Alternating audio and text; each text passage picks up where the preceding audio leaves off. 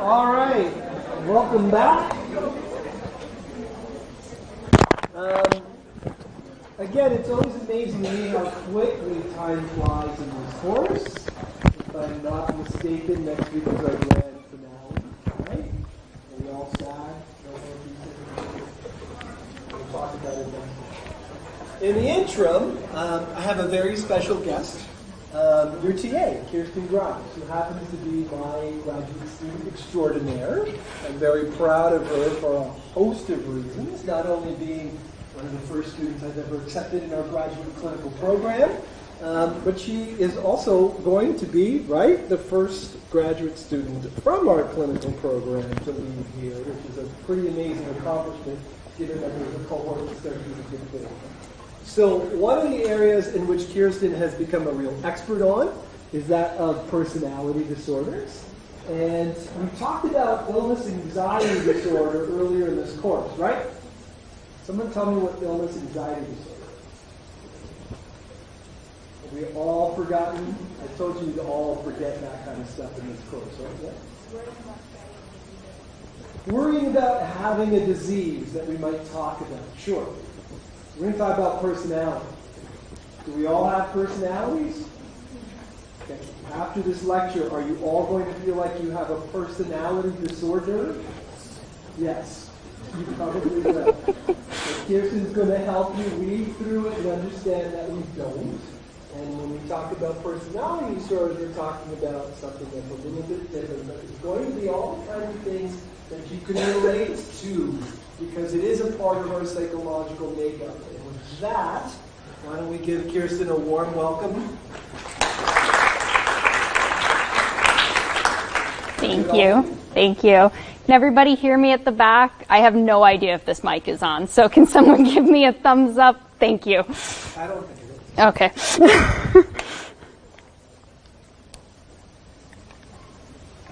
Testing, 1, 2. Testing. You got the opposite end? Where's the other This end? one's right here. Is that better, guys? Hello, Yeah, okay, hello. great. Good? Okay. I also don't wear a mic very often, so I hope I don't deafen you all because I might forget that I'm wearing one today. Okay, so I just want to tell you a little bit about myself, other than, I'm your TA for the course, obviously, but I am a PhD candidate in clinical psychology here at UTSC. My supervisor and mentor is Dr. Zaxanis. And I'm actually near the end of my training, so I'll be beginning my residency in September. And in terms of my research, so I look at the neurocognitive and social cognitive predictors of psychosis and schizophrenia and how that can be used to inform treatments, specifically in forensic settings. So there's some research to suggest that forensic patients with schizophrenia might be a little bit different than non-forensic patients with schizophrenia, and so that is sort of what I'm trying to tease apart from a treatment perspective. Clinically, within the clinical psychology realm, I'm specializing in forensics and clinical neuropsychology. So within that field, I conduct court-ordered assessments for various purposes, but sort of the crux of what I'm involved in is the assessment and treatment of individuals who've been found not criminally responsible. And so what that means, some of you might be familiar with the term in light of the recent news stories that have come out. But what that means is that when an individual commits some sort of offense, if they're found not criminally responsible, it means that at the time of the offense, it was determined that that they were not aware that what they were doing was morally wrong due to a mental disorder, or that they felt morally justified to commit that action or engage in that behavior due to symptoms of a mental disorder. So approximately 71% of the population I work with have a diagnosis of schizophrenia. And at this point, you're probably all wondering why I wasn't here last week instead of this week.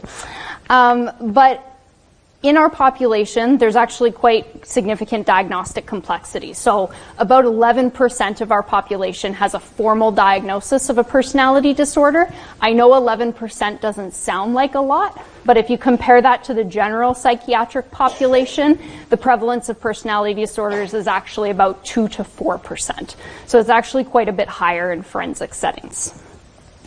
And this is, this is a fairly large topic, and it's obviously not what we're here to focus on, but I did want to show a quick video that kind of just introduces the idea of not criminally responsible and what that's all about.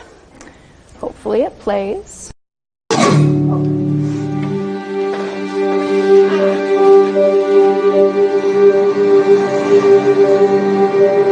devil told him to stab the prettiest girl that he's seen. I'm gonna see the white light now, you know, is this my time?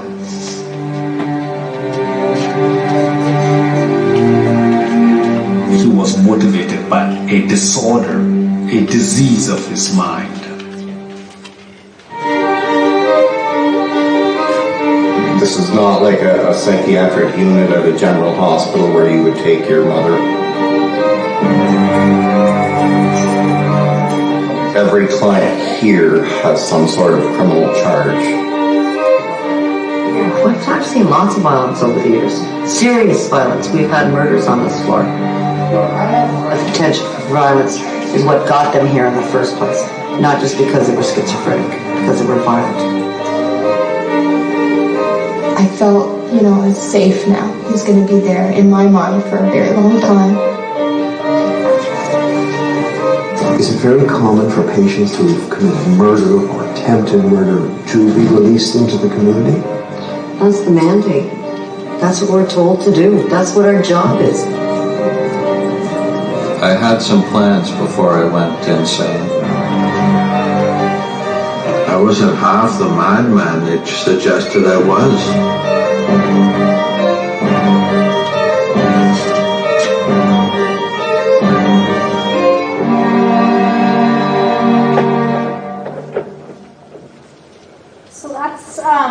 Little preview of kind of the area that I work in. This is actually a preview for a documentary, so I think the documentary is released now. So if you're interested in learning, I encourage you to look up the documentary. Our textbook also has a chapter that kind of provides a brief overview on this area. So, you know, if you're interested in the role of psychology in the legal field, feel free to, you know, take a look at the chapter. You won't be tested on the exam for it. It's not assigned reading or anything like that. But if you're interested, feel free to take a look. So just some cautions before I start. And Dr. Zaksanis already covered this one, but just because you identify with some of the traits that we talk about today does not mean you have a personality disorder, and you very well will likely identify with some of the traits we talk about. I also like to make just a note about violence and mental illness just because of the field that I'm coming from. Any examples or anything that I provide today, of course, have all been significantly de-identified to protect patients' identities. But because of the area that I work in, I don't like people to sort of walk away with the wrong impression that they think, you know, there's a high correlation between violence and mental illness. There isn't. It's a low correlation. And individuals with mental illness are actually much more likely to be victims of an offense than they are to be perpetrators. So I just like to put that out there that, you know, where I'm coming from, I'm working with a very specific population where there is a higher correlation, but that doesn't generalize to other psychiatric settings or populations. So if we kind of just dive into the topic of personality disorders and what they are and how they're different from normal personality, if we can even define what normal personality is. If at any point you guys have any questions, feel free to, you know, stop me in the middle and ask. I'd much rather kind of have more of a discussion than everybody kind of saving their questions for the end, especially because I don't know if I'm going to get through all of these slides. So I have this neat little interactive thing that I've never done before, so I'm really hoping the technology works. But if you guys are willing, if you could use either, let me see if I can get it up here. If you can use either your phone or your or your browser in your computer. And, oh, it went away. Okay. And all you have to do is go to menti.com, and then there's going to be a box where you can enter in a code, and this is the code in the top here that you're going to enter. Oh, I lost my mouse. Hang on. Where's my mouse? Oh, there it is.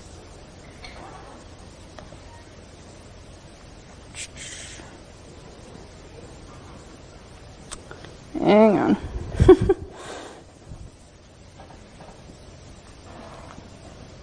Oops. Okay. So, some of the so the bigger words that were said more often, we have psychopath, sociopath, abnormal. I feel like some of these words were primed by the video that I showed you earlier. Schizophrenia. Okay, so, BPD. So before I open that up for discussion, I want to do the next one, and hopefully that word cloud doesn't disappear. So on your screen at the bottom, it should say like next question, and you can just click next question. If you already closed it, you can just go back in and re-enter the code. And now, so same thing, what comes to mind when you hear the term personality? So not personality disorder. What comes to mind when you hear the term personality? So, I'm hesitant to make it large again. Some of the words that were said more frequently here, what comes to mind when you hear the term personality? So character, character traits, individuality, unique, traits, behavior, characteristics, things that make you unique, multiple, who you are. So these are some of the themes that come out when we hear the word personality, which is a little bit different when you hear the term personality disorder. So what comes to mind? So how are these? So let me open it up to you and ask: how are these terms the same, or how are they different? Whichever one's easier to answer. What is personality versus a personality disorder?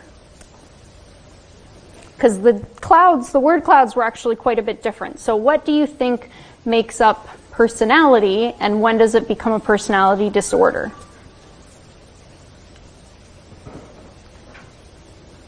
Yeah. I think when a personality becomes a personality disorder is when it becomes extreme. Mm-hmm. So it's the same, everyone has it, but it's extreme in people with a personality disorder. Yeah. So a more extreme side. You said everybody has it. What would be it? Traits of it. So in narcissism, people like to think of themselves. So everyone likes to think a little bit about themselves and how to get what they want. But in narcissism, they might go to the extreme for it. Mm-hmm. Yeah, for sure. And that's really consistent with sort of a more dimensional approach to personality and personality disorders, that, these are traits that are found in everyone, and when it becomes the point of a personality disorder, that it might be sort of more extreme expression of these traits. Definitely. What else? At what point does a personality become a personality disorder? And what is personality even? Just in and of itself.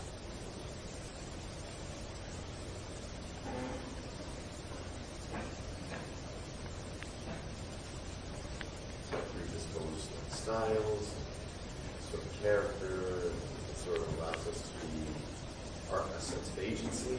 Mm-hmm. It's natural to us. It will really be forced. People just hard, introverted, all those in the ocean things. Right. And then I would say when it becomes a disorder, as we've learned, is like when it's cause personal stress, when it's expected, and all those things. Mm-hmm. Yeah, for sure. So sort of, and I think one of the words on here too is like what makes up like who you are, right? So these different traits, sense of agency, characteristics that kind of make up who you are as an individual. Obviously, we all have a personality.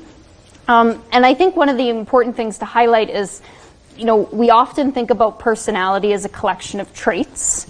But that is actually just one theory of personality. So there's lots of different theories about what is personality and what makes up personality. And traits is, probably one of the most well-known theories and most well-researched. But there are lots of different theories out there about what makes up personality. This isn't a personality course, so I'm not going to get into that. But I think it's worth mentioning that, there are different ways of conceptualizing and thinking about personality, and it affects how we think about and conceptualize what a personality disorder is. Okay, so hopefully that will work. Okay. Yeah, so if we kind of start talking about like how do we define personality disorders, what is it? If you think about, so I'm not sure how familiar you are with the material if you did the readings already, but you should be familiar with the term paranoid from last week. So let's take the term paranoid personality disorder. If someone was feeling paranoid, well, first, can someone define for me what paranoid means?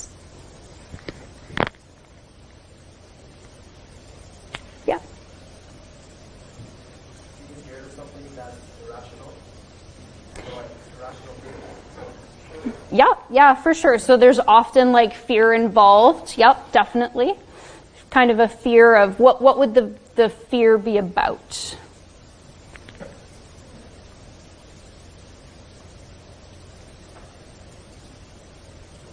Yeah.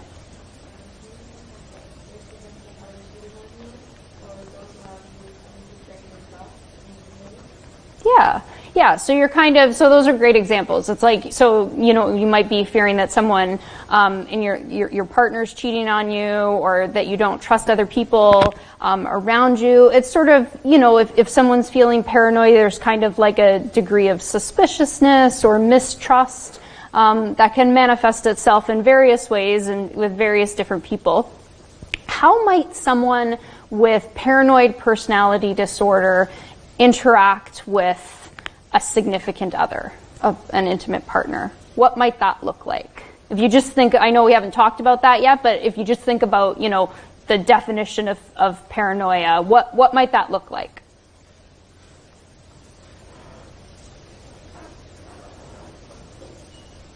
Yeah.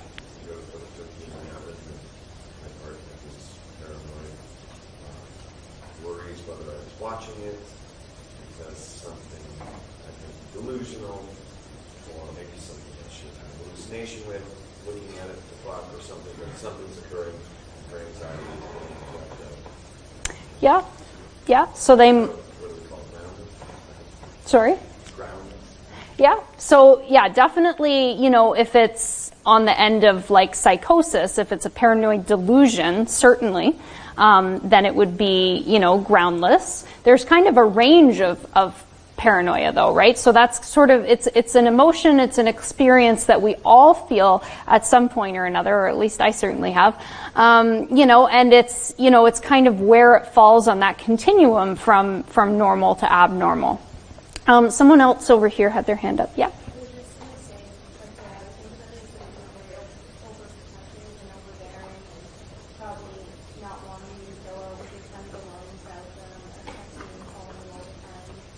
Yeah, so they might be kind of suspicious about what their partner's doing, texting, calling, kind of keeping track of them. What about that same person in, say, the context of their family?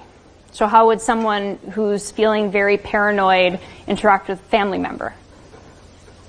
What might you see? Yeah.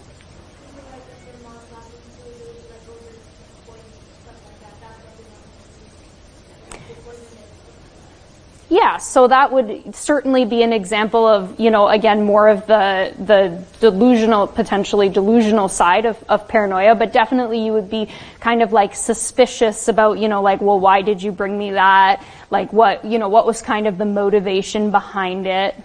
Yeah.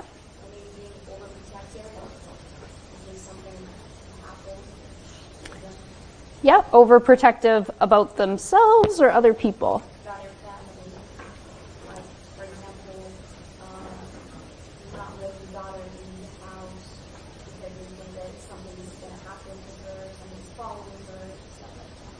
for sure.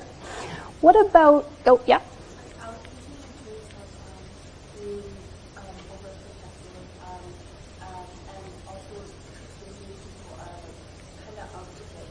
Mm-hmm. Like your family members. Yeah. And so they're paranoid and like they're stressed. I guess they're always constantly worried about what might happen to them or what might happen to me. Mm-hmm. Yeah, and that's actually much more common in terms of, you know, how someone who's paranoid might interact, particularly in the context of a personality disorder, is that they would actually be, you know, they might be overprotective of some individuals whom they really, really trust, but it would be very difficult for that person to trust somebody. And so they might actually be much more suspicious of other people's intentions, even family members, intimate partners. What about with like a boss at work? So say the boss, the person's boss calls them in because their performance at work is poor. How might that person who's feeling paranoid interact with that individual?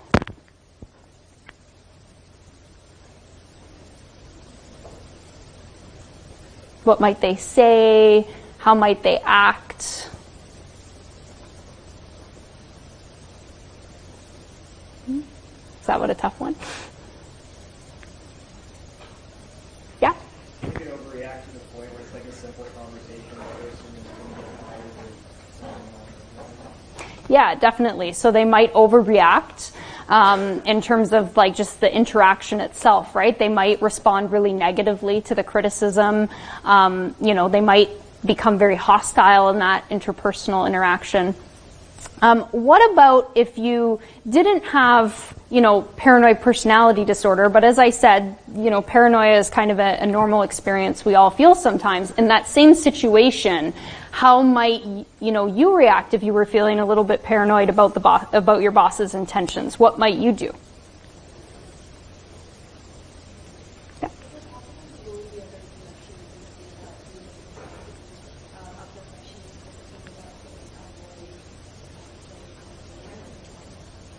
Yeah, you might. So if if you're feeling really worried about kind of the boss's intentions, right, then you might say, okay, well, it's not going to be all that helpful if I start yelling and screaming at my boss. So I'm going to kind of, try to be really good at my job to try to get my boss's approval, right? That might be one thing that someone might do. Or they might try to just subtly kind of find out what the boss's intentions are in the context of the conversation. The idea here is that the behavior is flexible, whereas with personality disorders, the behavior is inflexible. So individuals with personality disorders have certain patterns of behavior, certain ways of interacting with other people and their environment, and they can't sort of, read the situation and say, okay, it's not appropriate to respond in this way, so I'm going to do something else because that's more effective. People with personality disorders have a really hard time. Even if they can recognize that the behavior is ineffective, they have a really hard time not engaging in sort of the patterns of behavior that they always engage in. The other thing that example kind of highlights is the pervasiveness of personality disorders. So, we talked about the person in intimate relationships with their family, at work. If we're talking about a personality disorder, these behaviors, these symptoms, they should occur across all domains or most domains of the person's life, right? Because this is part of what makes up who they are. This is part of their personality. So we shouldn't be seeing it just in the context of their employment or just in the context of their family. Then that might actually be something different, or it might not be psychopathology at all. Maybe that person just doesn't get along with particular family members. So really you should be seeing it across a range of different scenarios.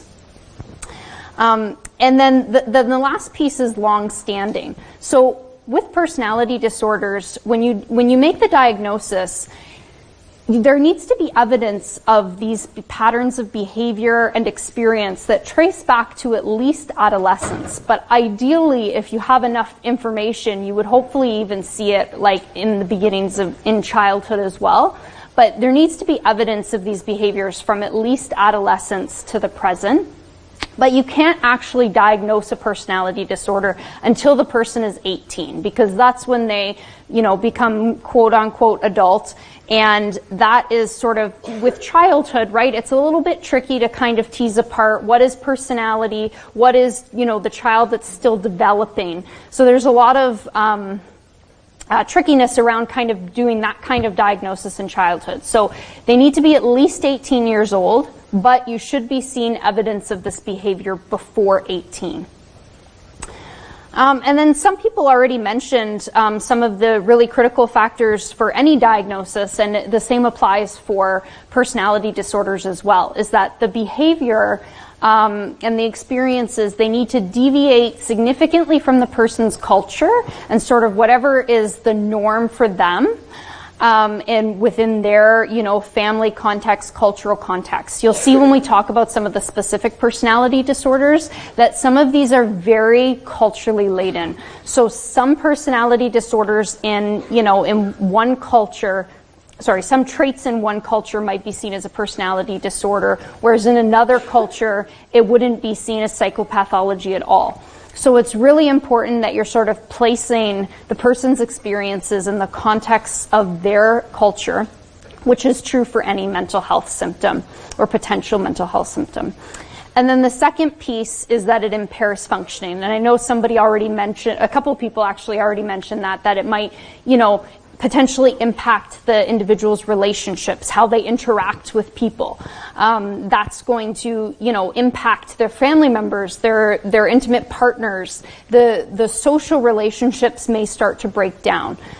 In the workplace, it might impact, how well the person works. If you think about paranoia, if you're constantly suspicious about your coworkers or your boss, are you going to work that effectively in your work setting? Probably not.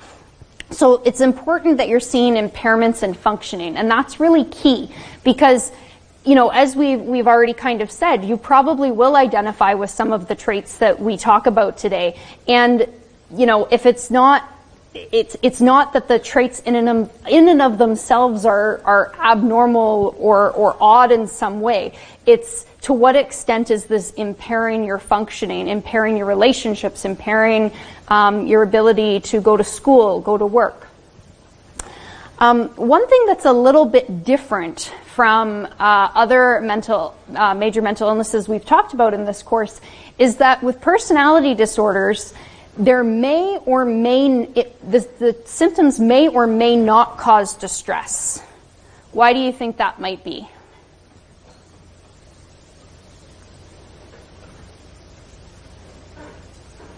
Any ideas?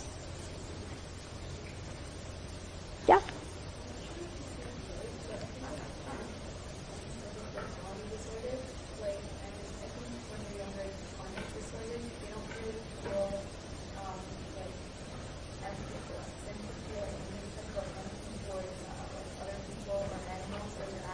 Mm-hmm. So like if they were to show an animal or do something along those lines, they would really feel bad about doing it. So I guess it doesn't cause them distress, but it causes distress. That's kind of like part of their personality. Yeah, exactly. So, so the example was specific to antisocial personality disorder that, these individuals may lack empathy, and because they don't, it's part of their personality. They don't sort of experience the disconnect with what they're doing to the pain that is being caused by their actions. And then the last part you said was it's part of their personality, and that's really important because, it's difficult for us to kind of look at ourselves, something that's part of us, and say that, well, that's the problem, is us, right? So it makes up who they are. And what we call that experience egosyntonic, and that means that it's consistent with the way the person views themselves. Unlike with some of the other mental illnesses like depression, social anxiety disorder, generalized anxiety disorders, these are ego dystonic. They're not, the experiences trigger or cause distress and suffering because they're not consistent with how they want to be or how they experience themselves. So that's what causes the distress. Whereas in personality disorders, you might see it, but it's not a requirement for diagnosis and it's less common. To be clear, I'm not saying that distress does not exist with personality disorders. Very often it's distress about other people in their life. So I'm sure you can imagine that, it might be very difficult for other people to get along with an individual who maybe is very suspicious of their intentions, or they don't trust them. It's very difficult to sort of interact with that individual. It's difficult to kind of build that relationship and maintain it. That person is going to have some sort of reaction to the individual, and often it's not a good reaction. And so the distress often comes from their experience of how other people interact with them, their experience of their environment, their circumstances and situation, and that's often where the distress piece comes in. And one thing that I would like to highlight is that personality disorders are incredibly heterogeneous. So this is both across the different personality disorders. So, we've kind of been using the example of paranoid personality disorder, but paranoia exists in several different personality disorders. It's not just because someone's paranoid, it means they have paranoid personality disorder. Not necessarily. There's also a lot of heterogeneity within the same diagnosis. So you can have two people in front of you, both with a diagnosis of borderline personality disorder, and they will look completely different. So there's a lot of heterogeneity, and we'll kind of see when we go through the specific diagnostic criteria why that is.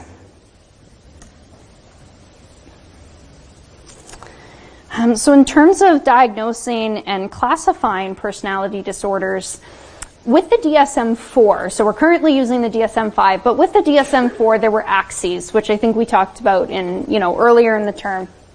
And personality disorders were diagnosed on axis 2. So your illnesses like major depressive disorder, schizophrenia, social anxiety disorder, all of these things were all diagnosed on axis 1, and then personality disorders fell on axis 2.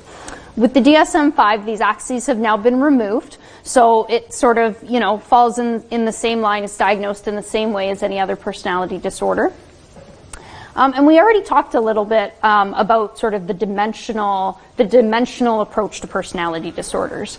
Right now, the DSM-5 follows a categorical approach. So you either meet criteria for borderline personality disorder or you don't. You either meet criteria for antisocial personality disorder or you don't. So that's categorical. But really, the research is really starting to move, I would say within clinical psychology in general, but particularly with personality disorders, personality traits, really moving towards a more dimensional approach and thinking about these as sort of extremes of personality traits that are found in everyone, and they kind of range from normal to abnormal. How much does this cause distress? How much does it impact the person's functioning?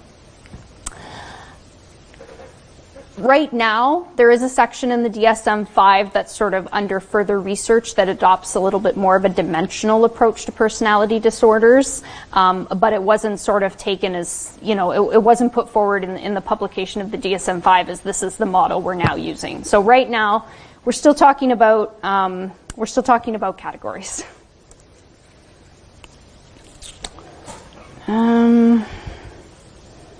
Okay. I'm actually going to skip these two, and I will come back to it if we have time. So personality disorders are grouped into 3 different clusters. So cluster A is the odd eccentric type, and these personality disorders are generally characterized by an avoidance of social contact. Cluster B is the dramatic erratic type, and this cluster is generally characterized by like hostility, sort of like like blaming behavior, tendency to blame other people rather than themselves. And cluster C is the anxious, fearful type, and these personality disorders are generally characterized by a fear of criticism from other people. So if you kind of look at these 3 categories, what is common across all 3 of these?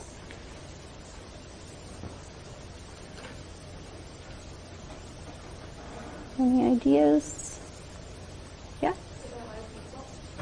Yeah, it's about other people. So there's this interpersonal component to all personality disorders. And depending on your theoretical orientation, it could be argued that, you know, the crux of the difficulties that individuals with personality disorders face is their difficulties in interpersonal in relationships with others. That is a major part of all personality disorders. Okay, so we'll do this one, maybe. Let's see. Oh, but that might actually give you the answer. Okay.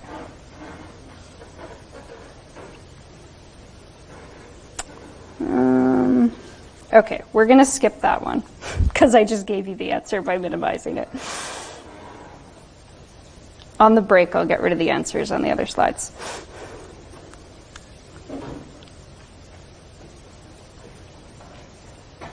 Okay. So I just have a couple checkpoints in the slides, just, you know, to kind of recap some of the things that we've talked about, but I'll get rid of the answers on the break. Okay, so if any questions so far before we kind of dive into the specific personality disorders? Any questions or thoughts?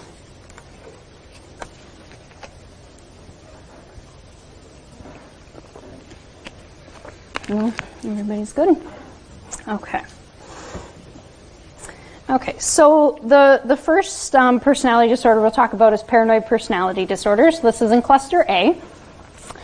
And everybody familiar with what a mnemonic is? It's a memory aid to help you remember something. So I can't take credit for this mnemonic. It was actually something that was published quite some time ago that's used to help people remember the different diagnostic criteria for each personality disorder. So you can see here that for paranoid personality disorder, the mnemonic is suspect. And then all of the criteria are listed here, and you know the first one starts with S, U, so on and so forth. You know, this is just here to help you guys. If you don't want to use the mnemonic, you don't have to. But I just structured the slides in that way to maybe make it a little bit easier. So paranoid personality disorder, you know, there's a number of different traits here, and 4 are required for diagnosis. So someone with paranoid personality disorder, I can tell you, you know, I worked with an individual who we'd been working together in therapy for quite some time. And I know we don't talk a lot about treatment in this course, but, you know, one of the elements one of the aspects of treatment is to sort of challenge the individual in terms of the way they, you know, challenge their beliefs, the way they see other people, the world, etc. And, you know, we'd been working together for quite some time, and it was at a point where we could slowly start, you know, maybe getting into some of those challenging behaviors. And I'll tell you, it took a very long time to get to that point, to the point where the individual felt that they could confide in me and talk about things that were bothering them, or talk about the thoughts that they had about other people. So they have a lot of difficulty confiding in others. Oh, where did the mouse go? Does it show up there? So that's the C. It's not showing up. They have a lot of difficulty confiding in others because of this suspiciousness and mistrust that kind of just generally characterizes paranoid personality disorder. They're generally, you know, kind of difficult to get along with because of the suspiciousness and the mistrust. There's, you know, a lot of hostility involved in the interactions. And I can tell you that when we started, you know, going in towards more challenges in our work together, that the individual very quickly, you know, would perceive my challenge as an attack on something. They took it very personally as an attack on them. So the person became very upset, very angry, very fast. They perceived the attack on their character and reacted very quickly to that. You know, and they started yelling and screaming at me that, you know, you're just like everybody else on my team. You think I'm crazy. You know, you obviously haven't heard a word that I've said.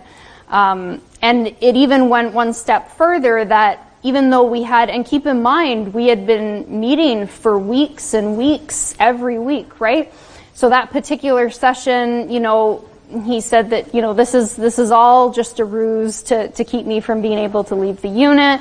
I don't want any part of this. You're just trying to keep me from leaving the unit.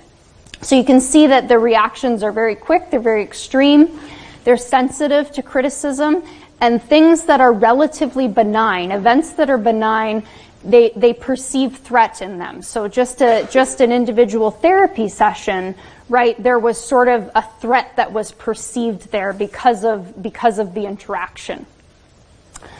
And it took a long time before we were able to kind of rebuild that relationship and kind of get that individual back on board with therapy, because one of the characteristics of paranoid personality disorder is that they're really sort of unforgiving. Like they can bear grudges or really hold on to something for a very long time. So I have a video, but with videos, so videos are fun, I think, anyway. But research generally says that, if we're just sort of passively watching a video, we don't actually learn anything. What research has said, though, is if we watch the video and we actually engage with it in some way, we learn more. So what I'd like you to do is, either on a piece of paper or on a Word document on your computer or something, as you're watching this video, I'd like you to write down what traits you're observing in this individual. So it might be helpful to have the slides in front of you, because I probably could split the screen, but then my whole computer might break, so I'm not going to attempt that. Uh-oh. Hang on. Yeah, no. So, you're from New York? Hold on.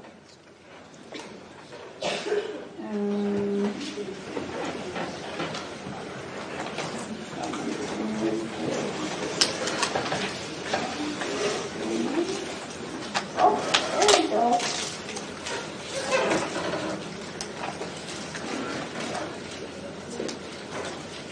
Okay.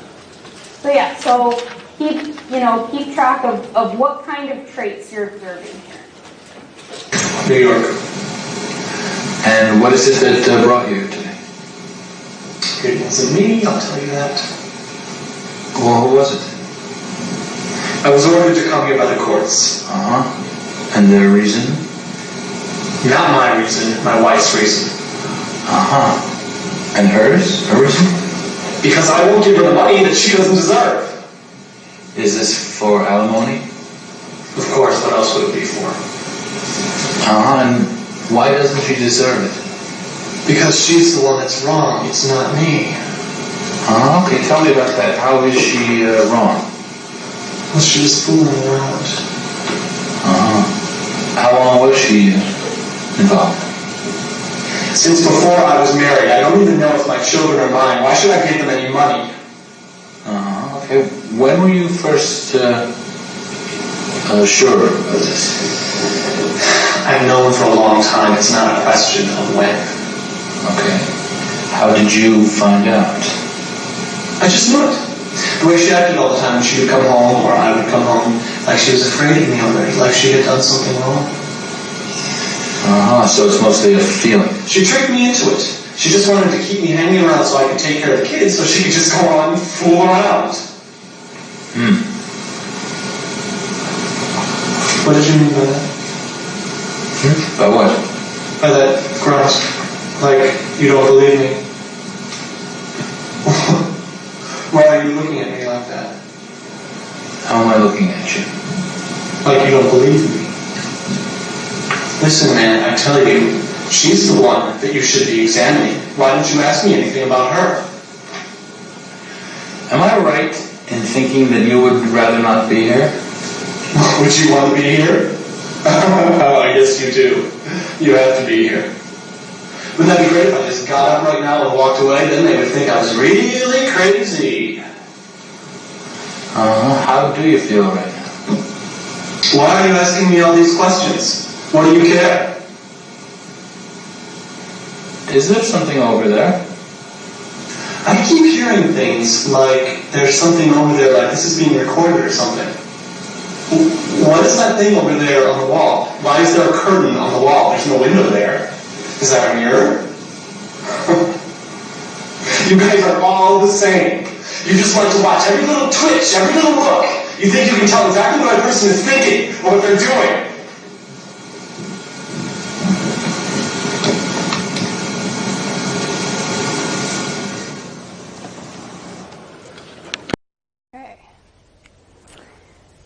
Now I have to, so while I figure out how to get my slide back, where is my slide? There we go.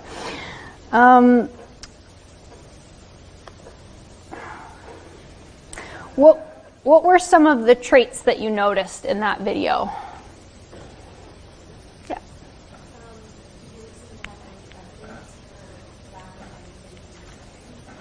Yeah. Yeah, for sure. So, you know, sometimes with paranoia, there isn't a lot of evidence to kind of support the beliefs that they have. Yeah. What else? What were some of the traits if you were to diagnose this individual? What would you observe? Yeah. Yeah. So he always kind of felt like, you know, everything that the person was saying was sort of an attack on him. He was very kind of quick to react. Yeah. He said something like his wife was just keeping him around or something, and she's going around and fooling around, so just about his fidelity. Yeah, for sure. So suspecting, you know, how loyal his partner is, sort of just like suspicious in general of her intentions and of the therapist's intentions as well. We talked a little bit about paranoia in schizophrenia versus paranoia and paranoid personality disorder. Now that you've seen that video, what would you say is kind of the difference between paranoia in those contexts?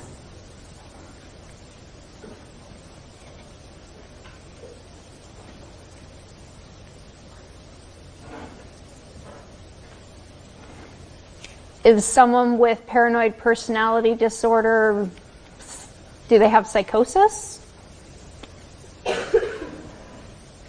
No? I see some people shaking their head no.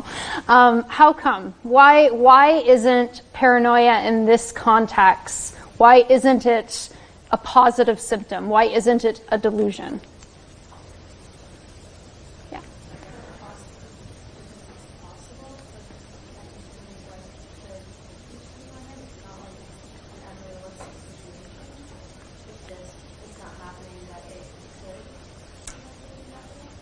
Yeah. So that's really important, is sort of, you know, whether or not it's possible, whether something could be happening. Typically, you know, with psychosis, you're going to see it's not that the beliefs are not grounded in reality, right?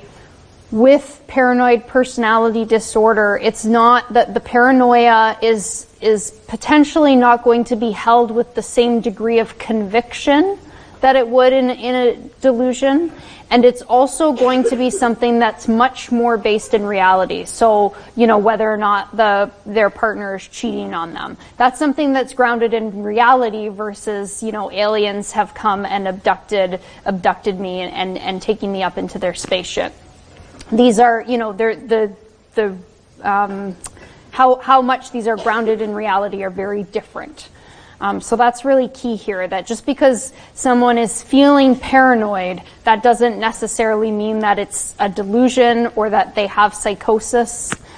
And it potentially doesn't even mean that they have paranoid personality disorder. You really have to look at sort of all of their experience, all of the traits, and what that kind of comes out as.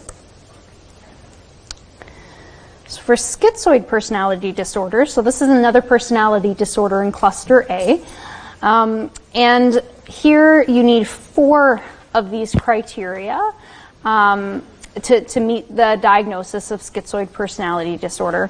And this personality disorder is generally characterized by, you know, really like flat affect, sort of a restricted range of emotional expression. Something that you see in schizophrenia sometimes, that flat affect, right? Somebody, you know, you tell the person that their mother died and there might be no emotional expression on their face, right? They're very flat.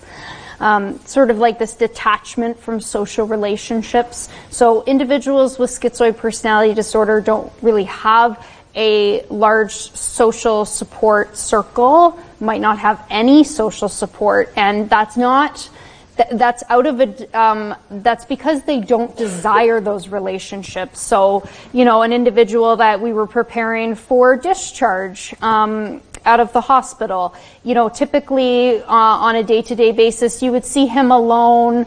You wouldn't see him interacting with other patients, other staff, unless he absolutely had to, basically unless he was spoken to. And even then, you know, the extent of the interaction was very minimal.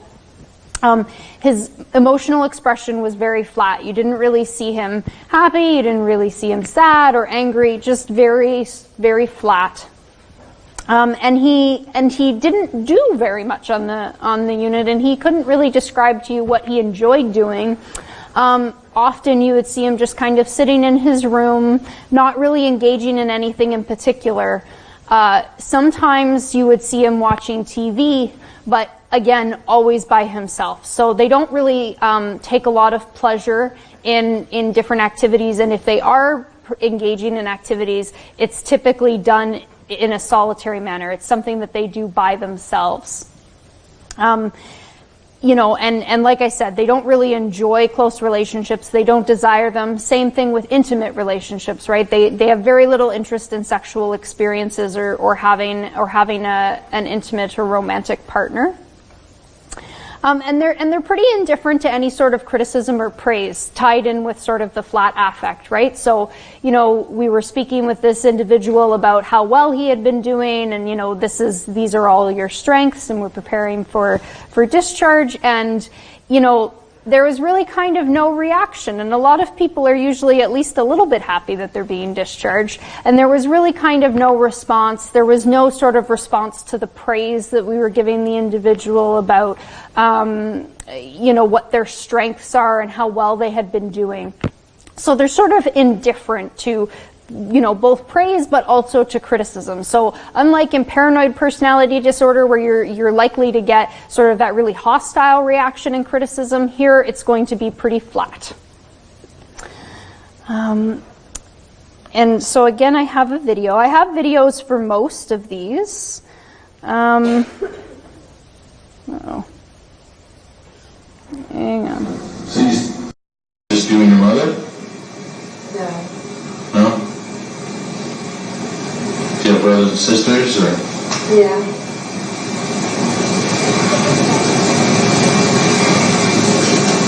Father? Did you grow up with the father?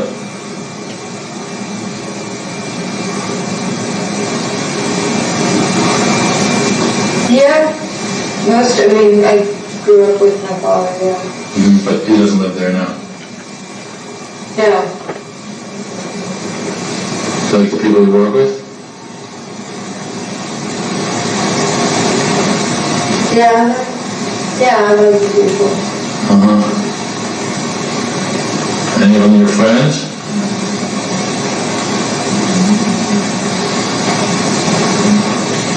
Yeah.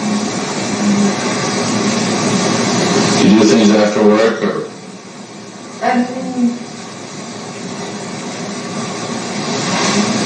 I go home, or I go shopping, or groceries, or... So that video is 3.5 minutes long, and we're not going to watch that. But what were some of the traits that you observed in that individual?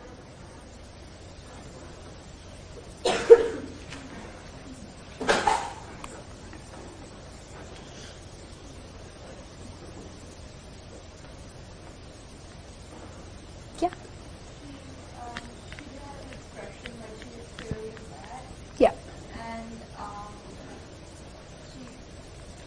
she did like think twice to like say that yeah, she does have close friends. Mm-hmm. But she said yes, so I don't know. Right. Yeah, so yeah, that's good. So the flat affect, right? There's not a lot of emotional expression going on there. And, you know, she did acknowledge having close friends, but you did kind of get the sense, you know, that there wasn't really a lot of substance to that statement. It was kind of like, well, yeah, you know, and she couldn't really provide a lot of details about that, right? Like if someone has close friends, they can typically talk about who those people are, you know, how they know them, what they do together, right? There's a little bit more substance to those statements, and she seemed a little bit indifferent. Any other traits that were observed in that video? Yeah.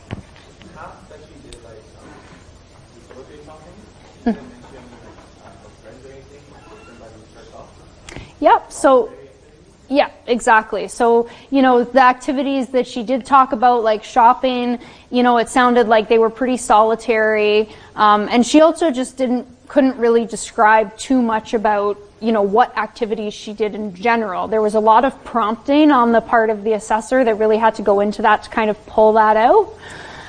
You know, and keep in mind that, you know, like I said, there's a lot of heterogeneity in all of these disorders. So someone, you know, a different person with schizoid personality disorder might not appear so flat, or they might have other aspects of this illness, but not the flat affect, right? So, you know, the presentations are going to be different. One thing that, you know, you saw in the video is like this poverty of speech that we often see or can see in schizophrenia. So there isn't a lot of engagement, and there's not a lot of back and forth conversation. It's sort of just one word responses. And, you know, that's going to sort of fluctuate or vary across individuals, the extent of how much that poverty of speech is there.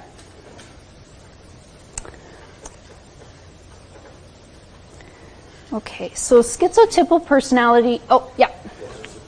Yeah, for sure. There's been usually in our past chapters, usually you should get like one as a requirement. So far we haven't come up across any of that, just four in general, no key or specific focuses. Right, yeah. So for personality disorders, unlike in, say, schizophrenia or major depressive disorder, there's no like specific, you know, like flat affect has to be present in order to diagnose the individual with schizoid personality disorder. There's only one thing in antisocial personality disorder that we'll talk about, but for the most part, there's no such requirement in these, and that's part of what contributes to the significant heterogeneity. You know, you could have one person who has the first four criteria and they have schizoid personality disorder, and then you have someone who has the last four criteria, and you know they're going to look like pretty different individuals, and yet they have the same diagnosis. So for schizotypal personality disorder, I'm just going to kind of read out the criteria and tell me what this reminds you of. So odd beliefs, magical thinking, I'll explain that in a minute. Odd beliefs, unusual sort of perceptual experiences, paranoid ideation, sort of like odd behavior or an odd appearance, inappropriate affect or blunted affect, odd thinking or speech, not many close friends, ideas of reference, anxiety in social situations. What do those traits or symptoms remind you of? Something that we talked about in a previous class.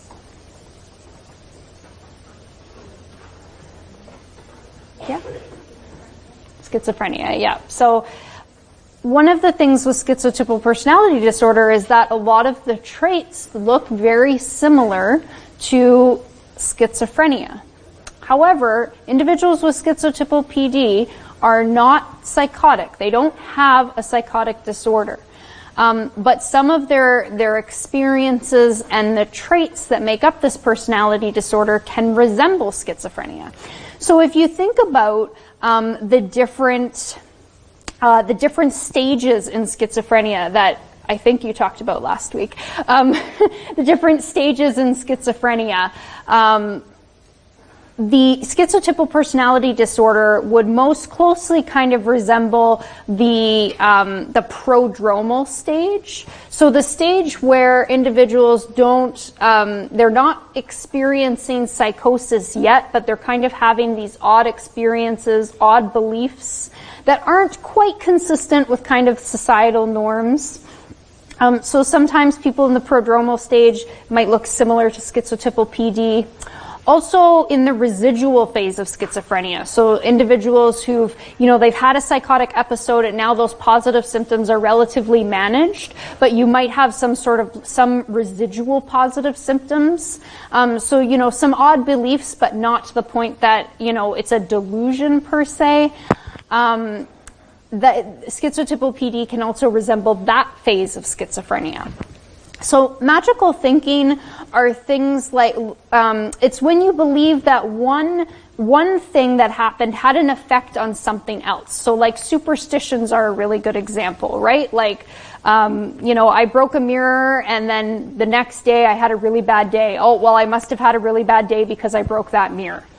Right? There's a causal connection between two things. There's not really a basis for it or a justification for why those two things would be related. Other odd beliefs or some degree of magical thinking could be things like telepathy or numerology. But this is one of the ones where you have to be really careful about what you're classifying as an odd belief and what is consistent with that person's cultural experience and world experience. Something that might be an odd belief to you might not actually be an odd belief to that individual and their family and friends.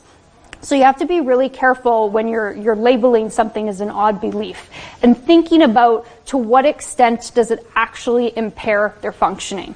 So with odd beliefs and magical thinking, sometimes like conspiracy theories can kind of fall into this category, right? To what extent is it, you might be an individual who believes in some of the conspiracy theories out there. To what extent is it actually significantly influencing your behavior, right? Conspiracy theory is not a delusion.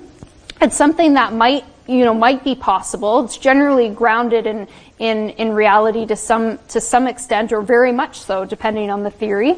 And, to what extent is that actually impairing your behavior, if at all?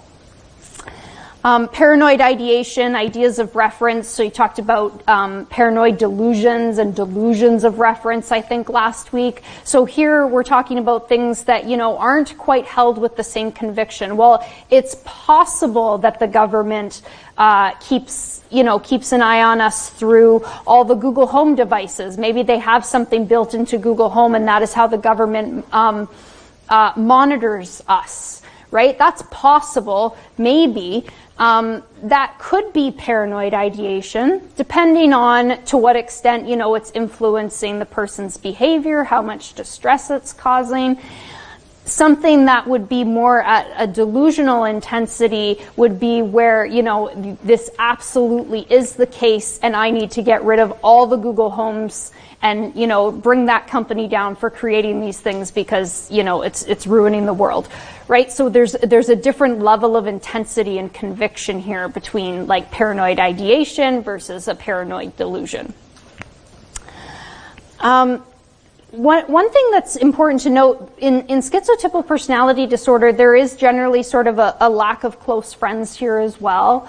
But it's for a different reason than you see in schizoid personality disorder. So these individuals, usually due to the paranoia, experience significant anxiety in social situations because they're worried about maybe the intentions of the individual or maybe the circumstances. And so they feel paranoid and they experience anxiety in these social situations. As a result, they don't really connect with a lot of people. They have, a very small circle of friends, if any. And this doesn't decrease over time. So I know it says anxiety in social situations, but unlike with social anxiety disorder, where exposure and familiarity will eventually lead to a reduction in that anxiety, you don't see that in schizotypal PD because it's driven by feelings of paranoia and mistrust, not by fears of criticism from other people. Now, this one was actually a hard one to kind of find a video for, so we're going to take some help from the movies on this one. And just kind of keep an eye on what traits you're kind of seeing here.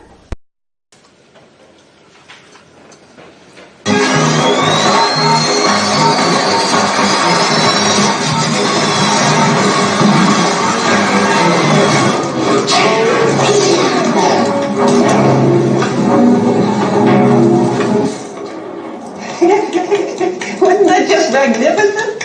I was worried he was getting a little dodgy in the middle part, but then that finale. Wow! Good morning, Starshine. The Earth says hello.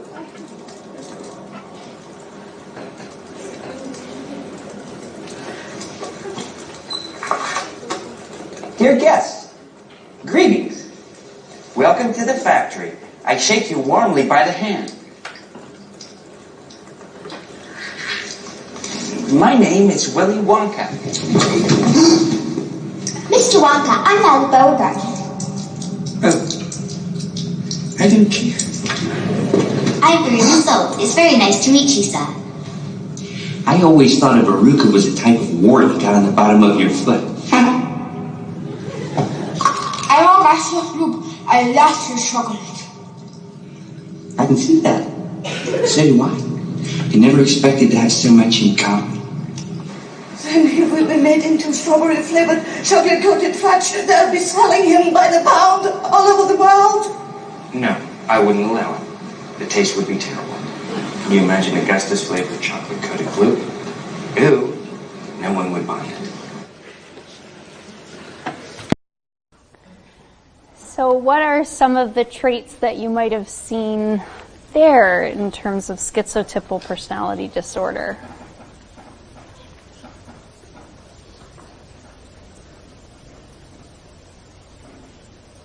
Is your hand up?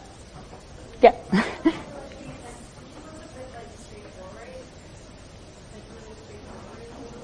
Mm-hmm.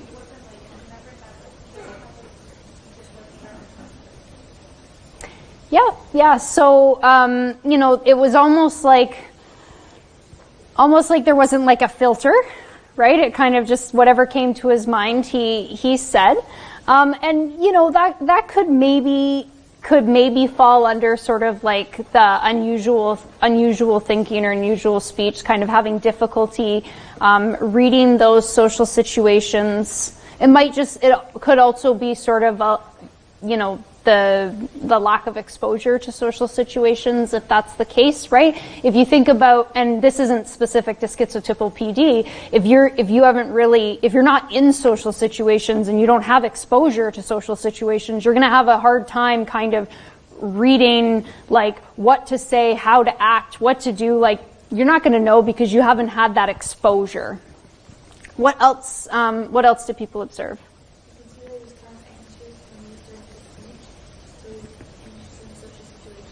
Yeah, definitely. You could see the anxiety in the beginning, and even when he was reading the card, right? He read the part where you're supposed to shake the hand, and he read that instead of doing it. You had your hand up for someone. Yeah.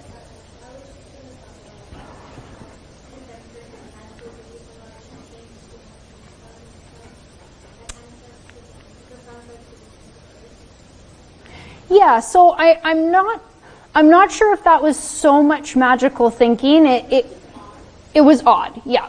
So it definitely sort of like an odd kind of belief. Also sort of inappropriate affect, right? So at the end, the mother was really upset and he was kind of like, well, no, that chocolate would taste terrible. I wouldn't allow that. That's not really the appropriate emotional response for that situation. Any other thoughts? Yeah? I was going to say inappropriate Yes. Yeah. Yeah. So even in the beginning, when the presentation lit on fire, there was definitely inappropriate affect there, for sure. Yeah.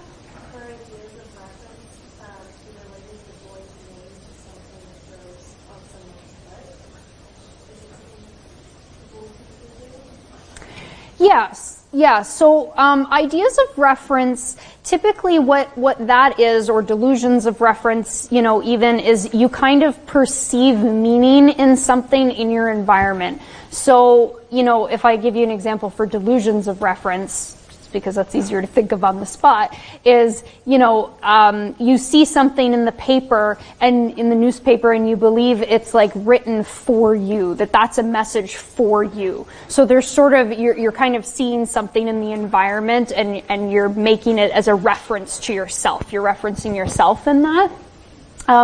I think the example that you described would also sort of go into like the awkwardness in social situations, you know, maybe some of the odd thinking, making those kinds of connections, possibly.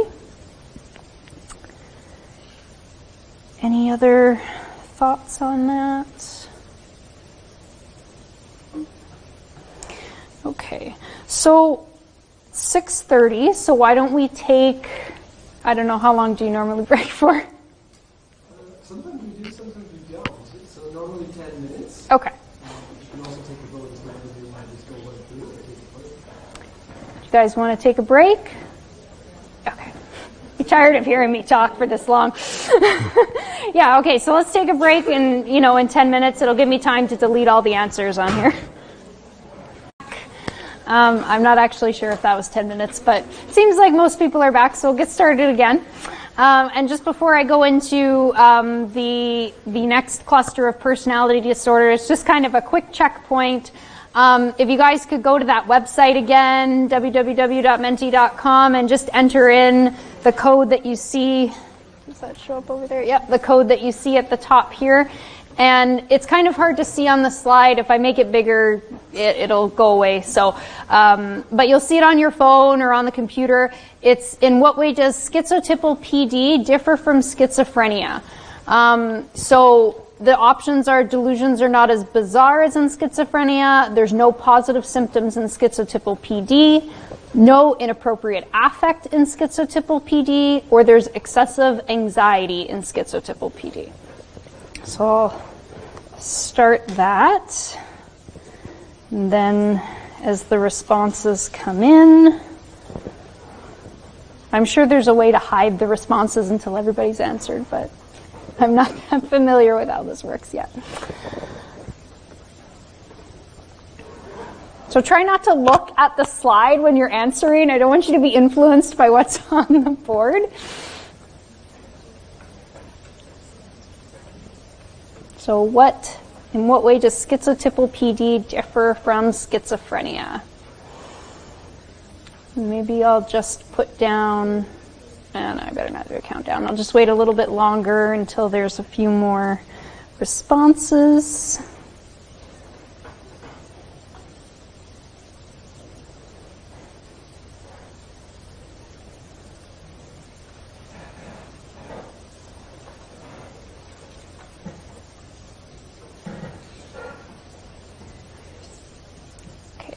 So just another 10 seconds or so, and then I'll show the correct answer, hopefully.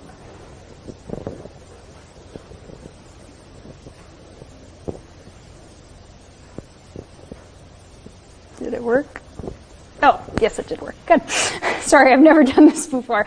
Okay, so the correct answer is that there are actually no positive symptoms in schizotypal PD. I see that an overwhelming majority selected delusions are not as bizarre as in schizophrenia. So I think that probably came from me saying, and actually I think I can probably make that bigger now.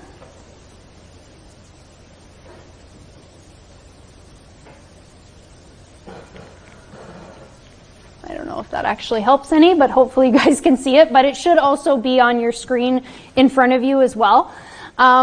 So I think that probably came from me saying that, you know, the intensity of the beliefs are not as strong in, say, like paranoid ideation, ideas of reference. Is that consistent for people? Is that maybe where some people are coming from in selecting that answer? Just kind of nod if that's the case, or shake your head if I'm way off. So in schizotypal personality disorder, these individuals are not actually experiencing positive symptoms. They resemble positive symptoms. They're kind of like what you see in schizophrenia spectrum disorders, but there aren't actually any delusions, right? So a delusion is when if someone has a delusion, that's a symptom of psychosis. And so they actually have a very strong conviction and a belief that's not grounded in reality. And in schizotypal personality disorder, while there might be some things that kind of resemble delusions or resemble hallucinations, they're not going to be at the point of a psychotic episode or a psychotic symptom. So that's why it's no positive symptoms in schizotypal PD versus the other response. Does that make sense to people? I could get some nods or some head shakes, whatever is, okay. Seeing some nods, excellent. Okay, so now we'll move on to the dramatic erratic cluster. So this is by far the most of what I see in my work is individuals falling under cluster B. The first one, histrionic personality disorder. What you need here is you need 5 criteria to meet diagnosis for histrionic personality disorder. And these individuals, this disorder is characterized by attention seeking and sort of really excessive emotionality. So individuals who I've worked with histrionic personality disorder, their emotions tend to be quite exaggerated and very like theatrical, almost like you question the degree of substance below the emotion. So that's another criteria is that the emotions are sort of very shallow. You kind of question to what extent they actually feel really angry, because the anger is very intense, it's very theatrical, but then, you know, a couple hours later they might be completely fine. And you don't, but if someone was actually that angry, you wouldn't expect it to kind of just poof evaporate a couple hours later, right? There would be some residual feelings there even if it was resolved. They tend to, one of the things involved in this personality disorder is considering relationships to be more intimate than they really are. So I've worked with individuals who, you know, someone would sit down and have coffee with them and they would believe that this person, you know, they would talk about this person as if they were boyfriend and girlfriend now. Right, so this person just sat down and had coffee. It probably, you know, sometimes it wasn't even like an arrangement of like a date per se, but now they're talking about this individual as though they're dating. Or, you know, you take it up a step from that, and now, you know, you do have a relationship where the two individuals are dating, but the person is sort of talking about having expectations for the other person that's really much more consistent with kind of like a long-term relationship. Like you've been in the relationship with someone for 7 years, and this is sort of what you would expect from that. But in this case, the relationship's been, you know, maybe 2 weeks. Right? So there's this intimacy that's perceived in relationships that isn't really there from the other person's perspective. And it's not just limited to intimate relationships. It's true of all relationships in the person's life. So, you know, another example is an individual who felt that, you know, their coworkers, people that they worked alongside with, that they were, you know, these guys were like their best, you know, as best friends. And, you know, he would talk about them as though they've been best friends for years, but through collateral information and other information that we could collect, these individuals actually barely knew this person. It was like, well, you know, yeah, I've worked alongside of him, but like I don't, you know, I haven't really spoken to him that much. We've exchanged a few words, but that's kind of it. Like, I couldn't really tell you too much about the person. So there's, and that might be a little bit more of an extreme kind of example, but that does happen in histrionic personality disorder, where there's this belief that relationships are really intimate when in fact they're not. And this can play out in the therapy relationship as well, right? You're working with somebody for, say a few weeks or a month, but the therapeutic relationship from their perspective, they interpret it as, as strong as if you've been working with them for several years. And that's just not the case. Like, therapeutic relationships don't develop that fast. And so there's this sense of intimacy. And often, the other piece that I said is, like, they're uncomfortable when they're not the center of attention. So, in my experience, individuals with histrionic personality disorder tend to really enjoy therapy in the beginning, because you're focusing, that's what therapy is, right? It's all about that individual. You're focusing entirely on them and their difficulties. Obviously, as therapy moves along and the therapeutic relationship develops, therapy might not be so much fun anymore. But it's in the beginning where it's like, oh, hey, this is great. This entire hour is just for me, and I'm sort of the focus of the attention.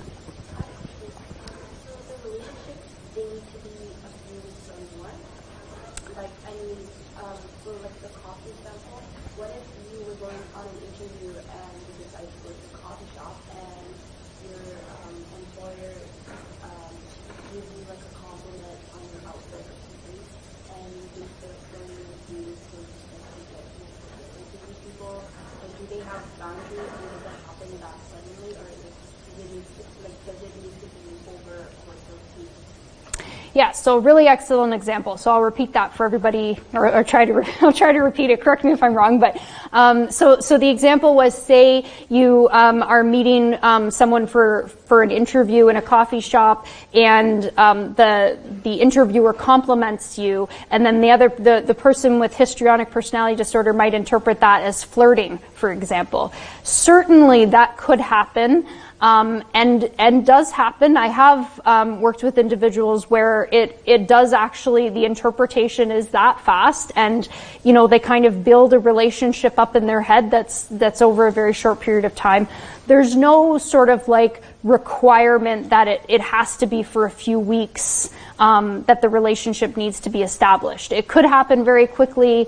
It could happen that, like I said, maybe you are dating and you've been dating for a while, but the expectation that you have of the person is like you've been in a long-term serious relationship for years, or that you're already married to the individual. You have different expectations depending on the relationship. So there's no sort of requirement for like the duration of the relationship. It's just that they tend to perceive relationships as being more intimate than they really are. And like I said, that would occur across all different kinds of relationships. And they do tend to, they're uncomfortable when they're not sort of the focus of the attention, and so they can use their physical appearance to sort of bring that attention to themselves. They might use kind of like sexually seductive behavior to sort of bring that attention. Like their emotions being very kind of theatrical, their speech sometimes can be a little bit theatrical as well. They can make very like dramatic statements, but then not like really have a lot to back those statements up. Okay, so have a video. So again, just kind of watch the video and see what comes out in terms of the traits that you're observing here.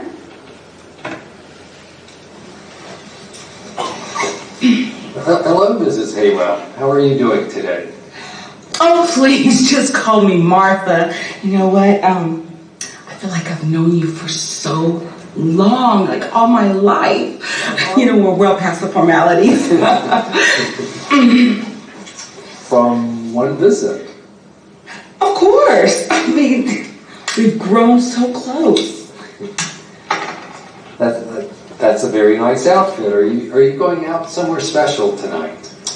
Oh, this? Oh, God. No.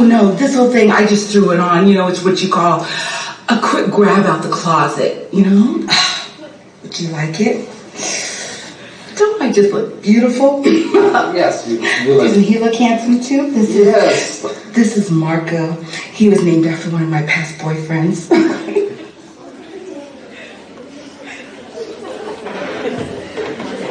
So what might be some of the traits you observed in that video?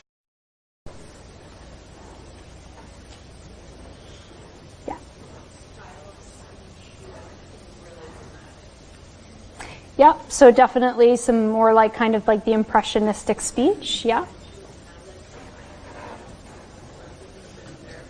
Mm-hmm.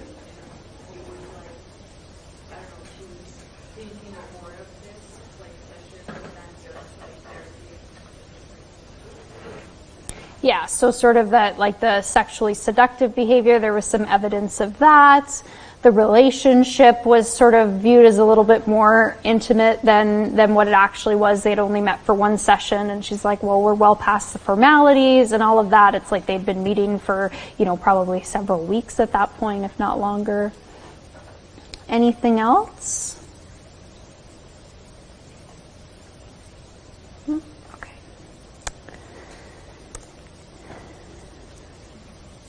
Okay, so narcissistic personality disorder.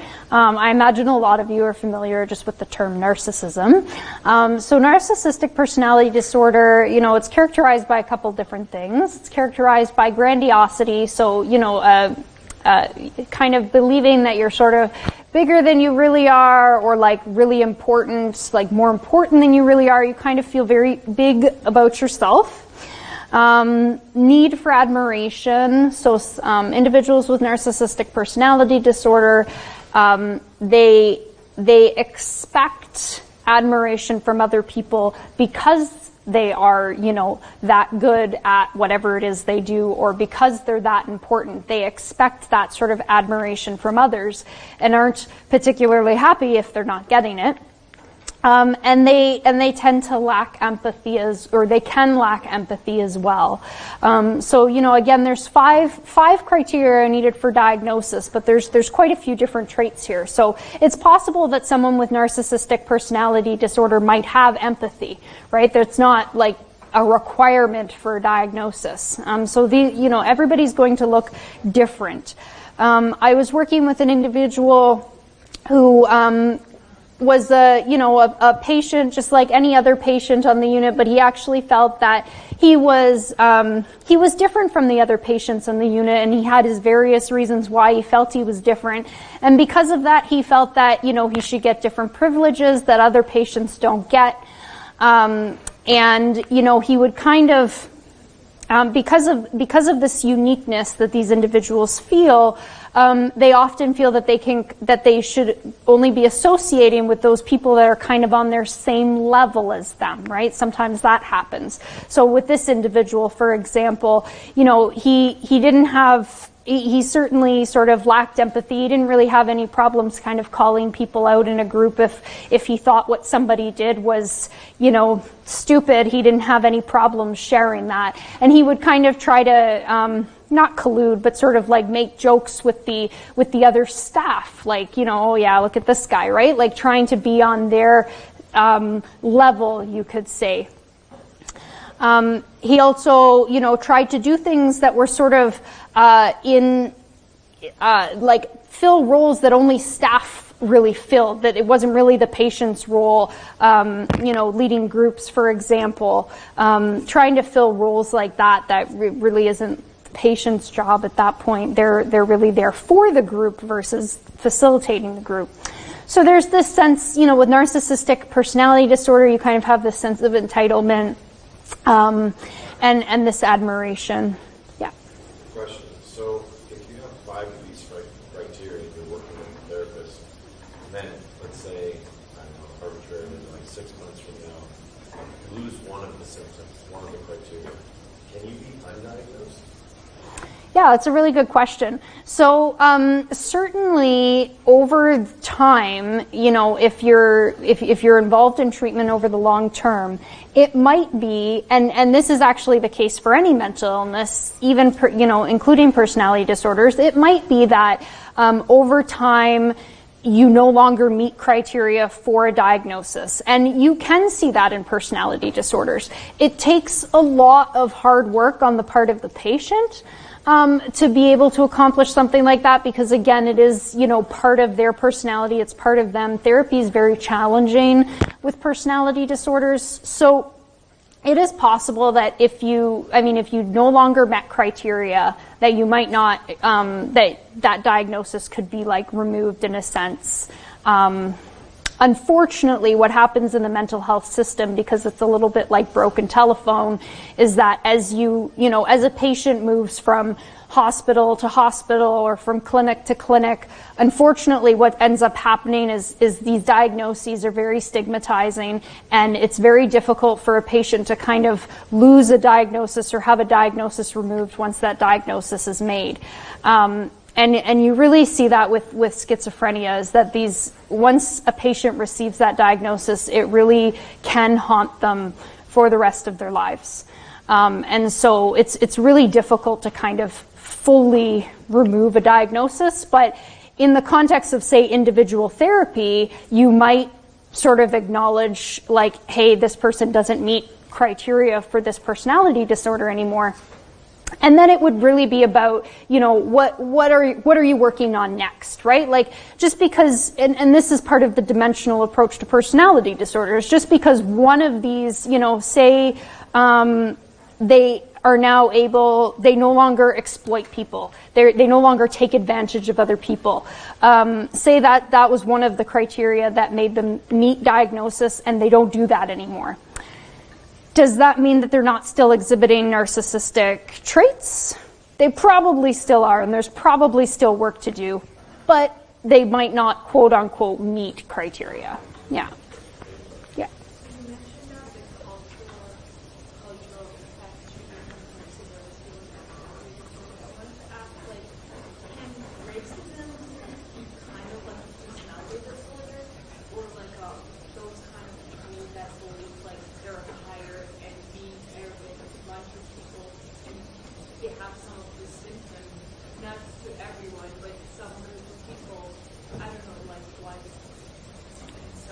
Right. Oh, that's a really interesting question. So the question, for those of you who couldn't hear it, is, you know, people who hold racist beliefs, is that part of like a personality disorder, or is that like a choice that they believe that? You know, I can say for narcissistic personality disorder, I mean, these individuals will generally feel, you know, and I'll show the video in a second, usually they feel that they're above most people, right? And they associate with only sort of the best. They can only have like the best doctor in the GTA because they're, you know, they're that important. So they're not going to settle for anything less than that, right? So for narcissistic PD, the belief is typically extends to most people. With racist beliefs, ageist beliefs, gender, you know, certainly if someone had narcissistic personality disorder, beliefs like that may very well be included in sort of how they understand themselves in relation to others. That might very well be present, but I wouldn't say that simply having those beliefs is part of a personality disorder or even evidence for a personality disorder. That's really much more about, you know, the environment, like how they were raised, how they came to understand the world around them. Maybe their own personal experiences, whatever it might be. Someone could have those beliefs but not have a personality disorder, if that makes sense. So I'll just show okay. So this is a very long video. I'm just going to show a minute or two of it. You're welcome, of course, to watch the whole video at home if you want, just to kind of give you a sense of what someone with narcissism... Writing's not that easy, but Grammarly can help. This sentence is grammatically correct.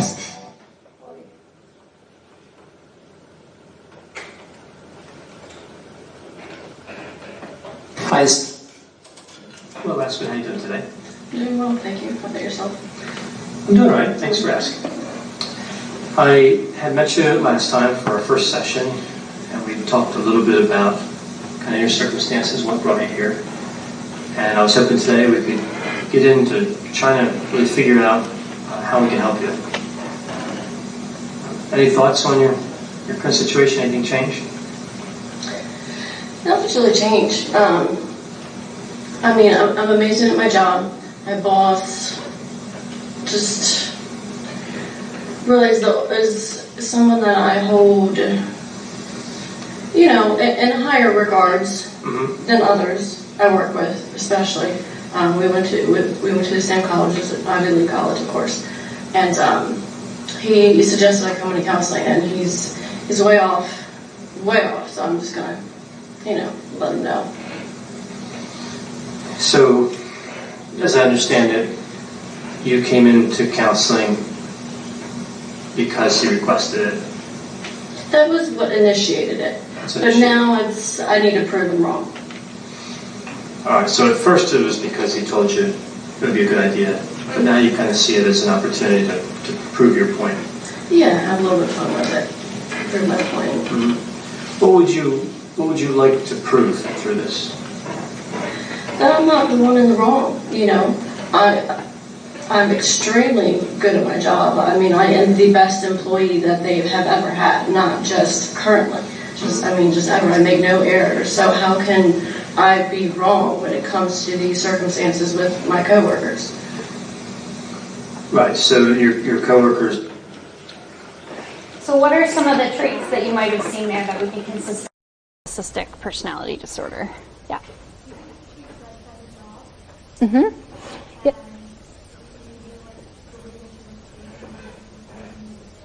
Yep. Like, can you give a specific example?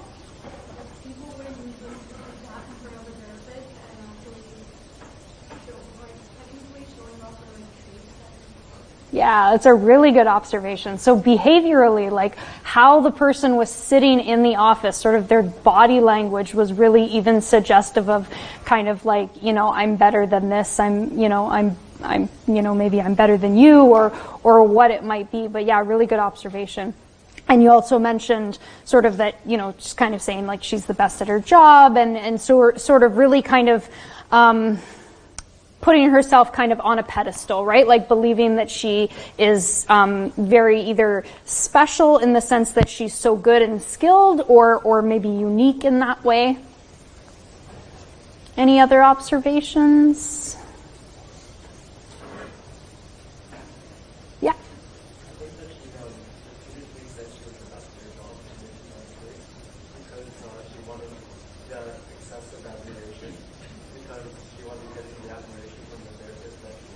Mm-hmm. Yeah, very possibly.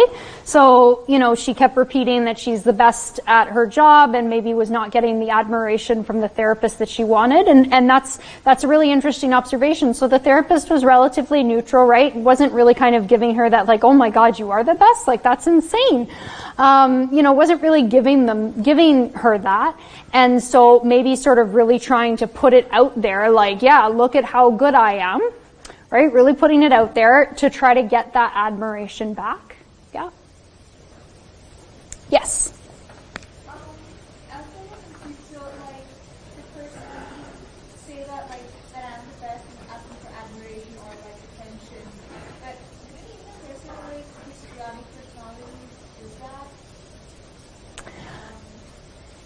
Yeah, so the difference, so the question is, would someone with histrionic personality disorder do kind of something very similar to what you observed in the video? And you might see that the attention seeking is perhaps similar, although it probably would be a little bit more with the use of their physical appearance in histrionic personality disorder or their behavior, the attention seeking element versus like, you know, I'm really good at this and you should acknowledge it. So the quality is a little bit different. And with narcissistic personality disorder, it's really the admiration piece. Like, you know, want people to be envious of their abilities, right? Or admire them for what they do. With histrionic personality disorder, there's really not that like need for admiration. They're kind of like, they're just happy with the attention in general, regardless of kind of how that attention kind of plays out. So definitely the attention piece is probably present, can be present in both, but it'll look a little bit different. Any other observations? Oh, yeah.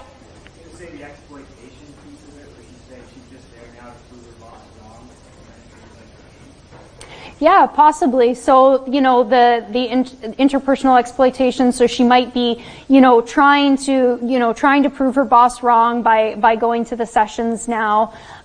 It's not really fully clear from the video if by doing that she's taking advantage of him in some way. Maybe, the boss said something like, if you do therapy and you do a really good job, then, I'll give you that promotion or something like that, right? So it's like, okay, I'll go through therapy and so that I can get that promotion. Maybe there's that element to it, possibly. Any thoughts on her comment about her boss and how she views her boss?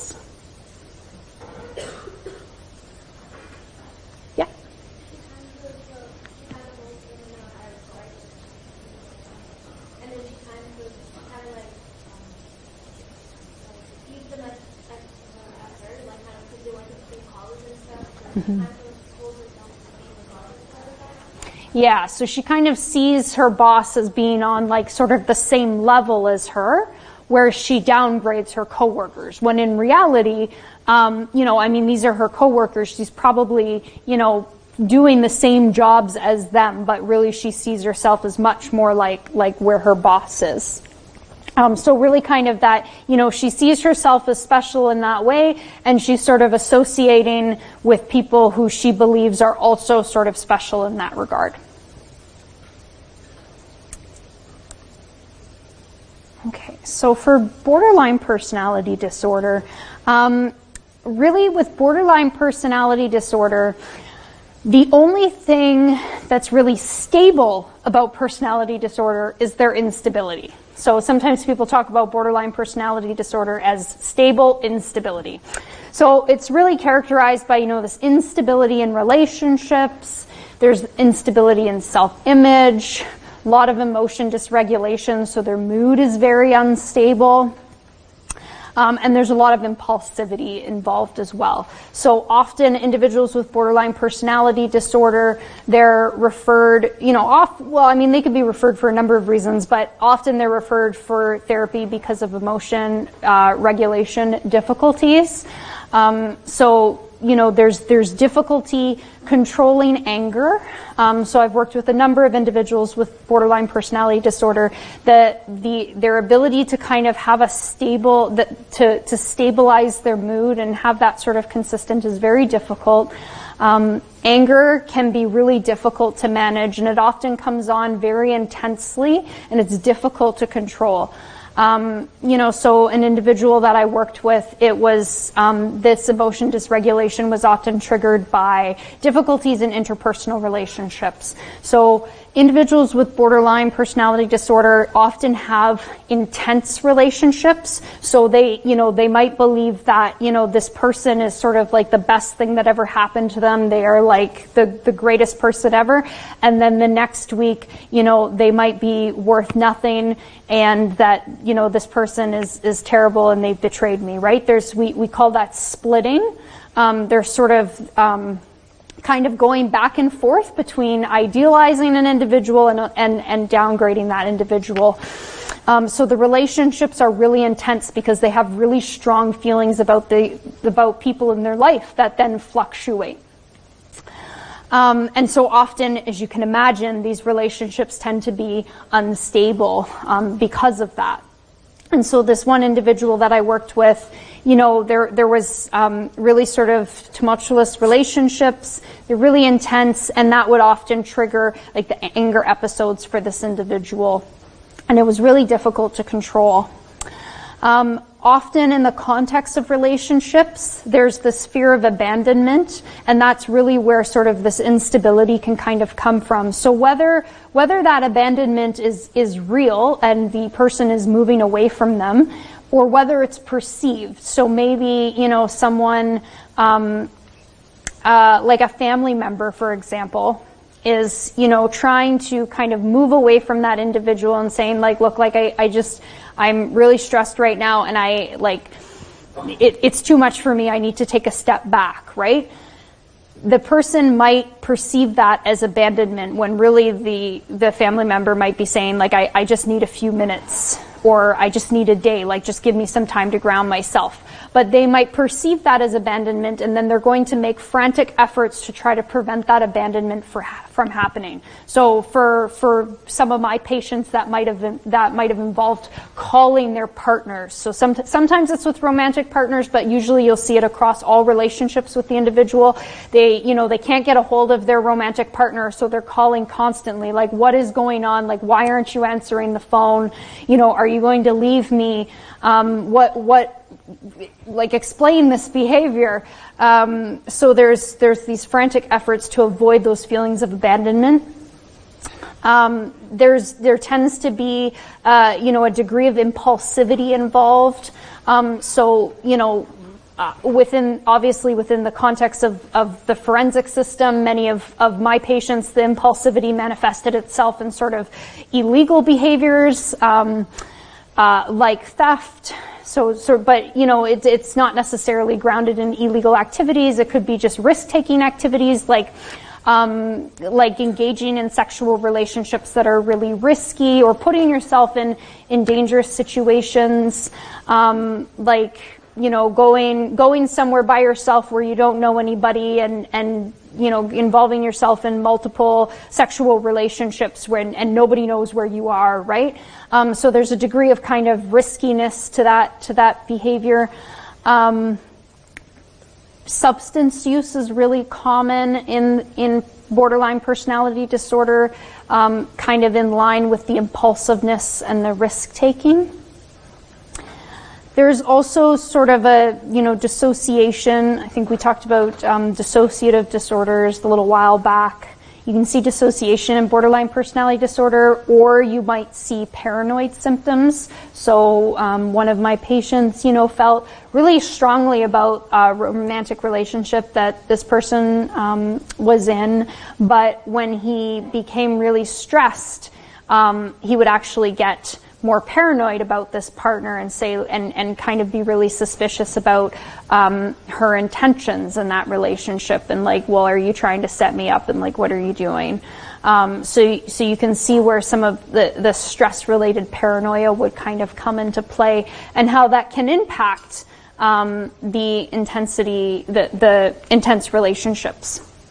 Another criteria for borderline personality disorder is sort of a history or repeated self-harming behavior or suicidal ideation, suicide attempts. That is its own criteria separate from impulsivity, although certainly that behavior in and of itself could be impulsive. One thing that I like to highlight here is that manipulation is not one of the diagnostic criteria for this disorder. So often individuals with borderline personality disorder can sometimes be described as manipulative. And that can sometimes happen because, say they self-harm when they feel really distressed because they feel they can't tolerate these emotions. So I'm going to self-harm because that's the only way I can cope with these feelings. Right? And that might happen in a context, say, their boyfriend was trying to break up with them and now they're self-harming. Maybe from someone looking in, that might be perceived as manipulative. Oh, well, you're just doing that because you don't want that person to leave. But the reality is that manipulation is a judgment. We don't actually know the motivation behind that person's behavior. And maybe in some situations or some contexts, maybe it is a conscious attempt to manipulate, but I would bet you in most instances it is not. And from a treatment perspective, it's really not helpful to sort of envision the patient sitting in front of you as they're manipulating me right now. It's good to be aware of the behavior that's happening in front of you, but to frame it in the sense that it's manipulative is not helpful from a treatment perspective, because it's going to be really difficult for you to work with that patient if that's what you're thinking in your mind. What's really much more helpful from a treatment side is, this is the behavior that's happening and what is sort of driving this behavior. How can I understand why this person is doing what they're doing? What are, depending on your theoretical orientation, what are the reinforcers here? What are the other relationships that this is similar to that might explain this behavior? I do have a video that's a little bit different from the other videos I've shown. So this isn't, this is more of like a personal account of someone describing the experience of having borderline personality disorder. I will sort of put out a trigger warning on this, that there is discussion about self-harming and suicidality, and it is a pretty emotional video, so I just like to put that out there ahead of time for anybody who would rather not watch it or would like to step out. Feel free to do so.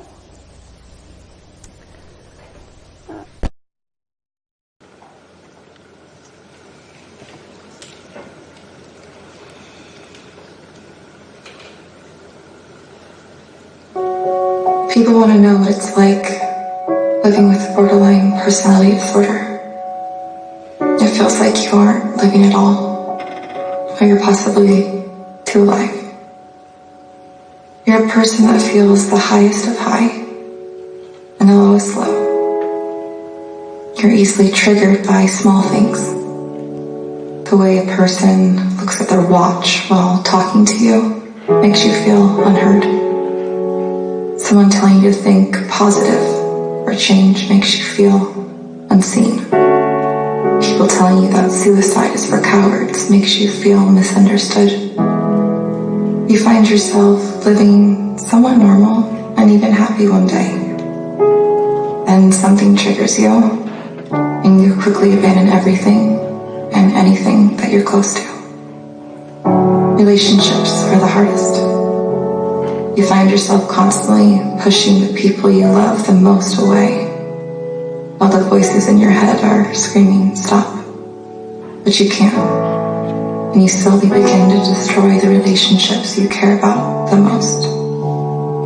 At times you find yourself to be a burden, impossible for anyone to ever love. At times you shine so bright and feel loved, but it can easily turn to dark when you're triggered by some small, hurtful comment.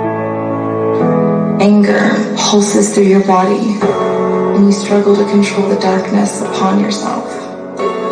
In order to control the pain, you can inflict harm on your body, telling yourself you deserve it, or to prove you're alive.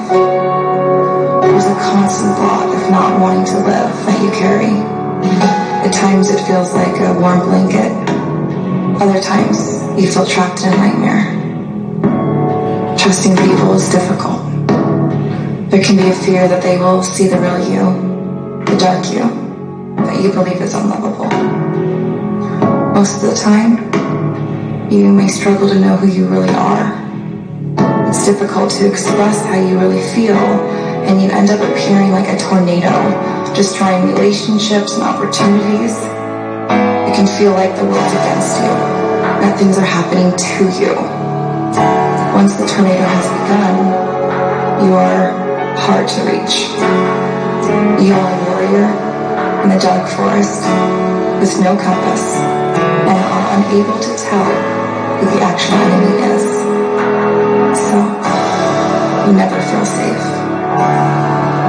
Once the darkness becomes strong, you begin to implode, destroying yourself and any trace of you. Then you have two choices. You can reach out for help, or you may attempt a suicide.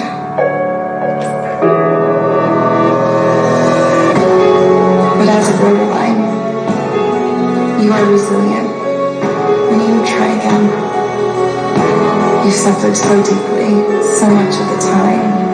You push on, searching for hope, love, and compassion.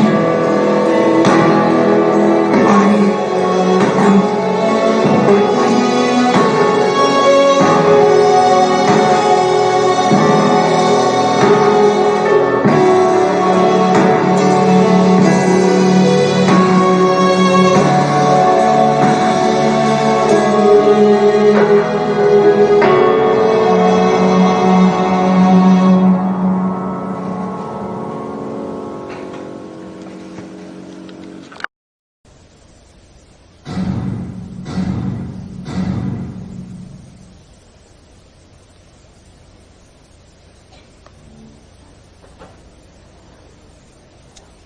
Any thoughts on that video?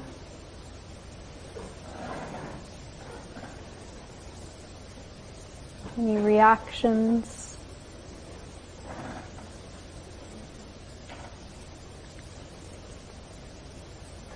I always feel like that video can convey the experience that these individuals feel much more than, you know, I could ever explain what the diagnostic criteria is.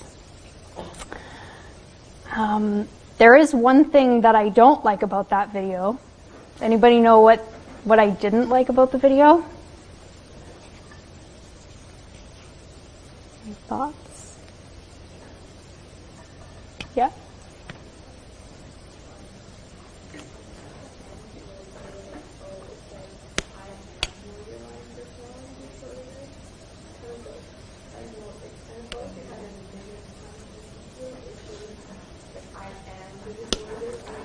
Yep, you got it spot on.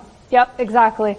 So she said that, you know, at the end of the video it said, I am borderline, right? And that's really, and this isn't just specific to borderline personality disorder. Often what happens with individuals with mental illness is they take on the illness as though it's a part of them. It defines them. You know, I am borderline, I am schizophrenia. It's not, you know, it's important to remember that these individuals have a mental illness. They're an individual that has borderline personality disorder, or they have schizophrenia. This person first language is what we would call it. That, you know, the illness does not define them. Even in personality disorders where it is, you know, these traits do make up, you know, their personality, it still does not define who they are as a person.